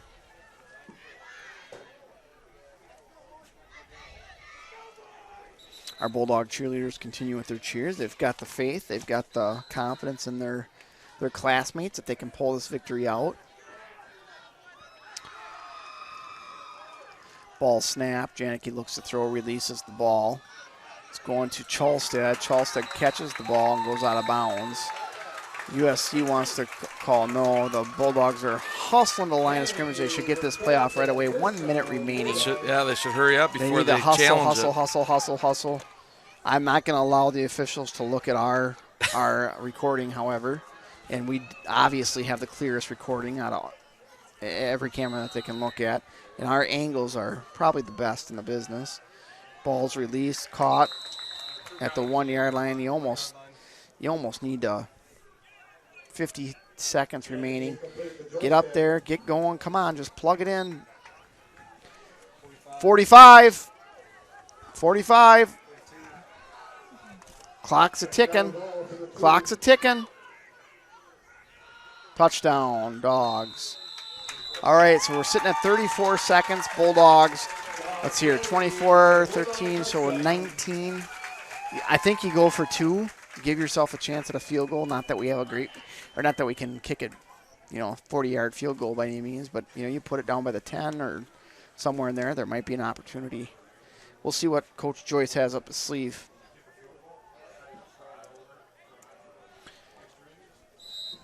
We shall see what he does. I'm going to assume that he is going to go for 2, though. Yeah, because regardless, if we score another, if we miss this and we score another touchdown, we still win. Oh, ball on the ground, doesn't matter. In the extra, well, the 2-point conversion does fail. So we're down 24-19. We're obviously going to onside kick this ball. And, anything can happen at that point. You just have to have a good onside kick and execute well. Are we done with our timeouts, aren't we? No, I think we have 2 left. I'm not exactly sure. That's why it'd be nice to have, again, somebody else running the computer to keep track of all that for our fans at home. And for those of us doing the play-by-play call. If there's anybody out there that would be interested in doing play-by-play, because obviously we have other things and other responsibilities such as supervision and helping other people out at these games. It'd be nice to have other people step forward and help out in any activity, wrestling, football, basketball, volleyball, whatever it may be. Anybody that's interested in doing those types of things, just contact the activities department, talk to Jeff. and get something lined up. If you want to find a duo, you get a buddy of yours that would like to try it every now and again, play-by-play, just let us know. I know others out there are interested in this kind of work and just think it'd be fun to try it once, and we encourage you to do it. The only thing we ask that if you do suggest doing this, that you're respectful of the officials, that you're appropriate, that you make good choices while you're on the air, and that's essentially it. But we encourage other people to get involved. Scott Kaminsky's calling a flea flicker. Okay, so ball's down by USC on the 35-yard line. 34 seconds remain. I believe we do have 2 timeouts left. We may only have 1. Anything can happen. A botch snap here. It'd be nice to have a little fortune go our way, just to have something goofy happen for us. They did botch a snap earlier this evening. It was down near the goal line where we almost recovered it, but it was fallen on right away by their center. Obviously, I'm assuming they'd be in victory formation, and they are. So they're going to take a loss of yards on each of these plays, quite a bit of a loss of yards, and that makes sense. It's interesting it chose to be in shotgun for that. 31 seconds remain. Timeout is called immediately by your Bulldog.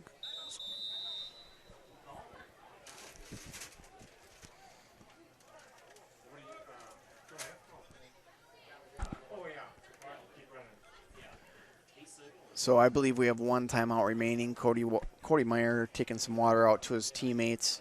Coach Lidke calling his defense in. Coach Joyce out on the field as well. Little break here in the action so our people can get hydrated. 33 seconds remain, not 31. 24-19. This is going on a 3-hour game. This is almost as long as an NFL game, and it's high school football, which we're playing less minutes, right? 15-minute quarters and 12-minute for junior high school. For high school, yeah. For NFL is 15. This is 12 for high school, right? Ooh, NFL, I think, it's more than that, isn't it? No, it's 15. Gosh, I should know this. All right, ball down again. Timeout called immediately by the Bulldogs. 32 seconds remain. That's going to put it down at 3rd and 15. And really, unless something goofy happens here with a botch snap or what have you, it's going to really be the end of the game because USC can just sit on the ball and let the time run out. And that would be the end of the ball game, 24-19 Bulldog loss. So again, we got to be hopeful that something goofy might happen here and help us out. We shall see what may happen. Definitely a game we could have won. Definitely a game we could have won. And you look at the Fillmore Central game, too, that would could easily be 3-0 at this point. But coulda, shoulda, woulda. We will drop to 1-2 after they take one more knee. And the key is you get back, you look at film, you learn from the film, you get prepared for your next game, you improve 1% every day. That's all we can ask for. Yeah. It's a bummer. USC addresses the ball. And next week, we will be hosting Blooming Prairie. It'd be nice to get a win off And he's going to go Prairie. run around for a while. And 22, 21, 20. The clock is basically going to run out at this time. Yes, it will. It will because they're going to set the ball. And they're taking their time to set the ball.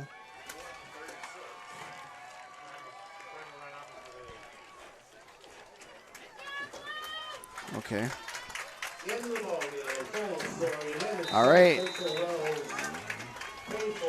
Game is over. Well, again, we take on Blooming Prairie next week. We thank any of you that did tune in. Thank you very much for joining us. From all the text messages, I think we had quite a fan base. Wow. So thanks. Yeah, we'll see. All right. Well, hey, have a great night, everybody. Thanks for listening. Go Dogs. Go Dogs.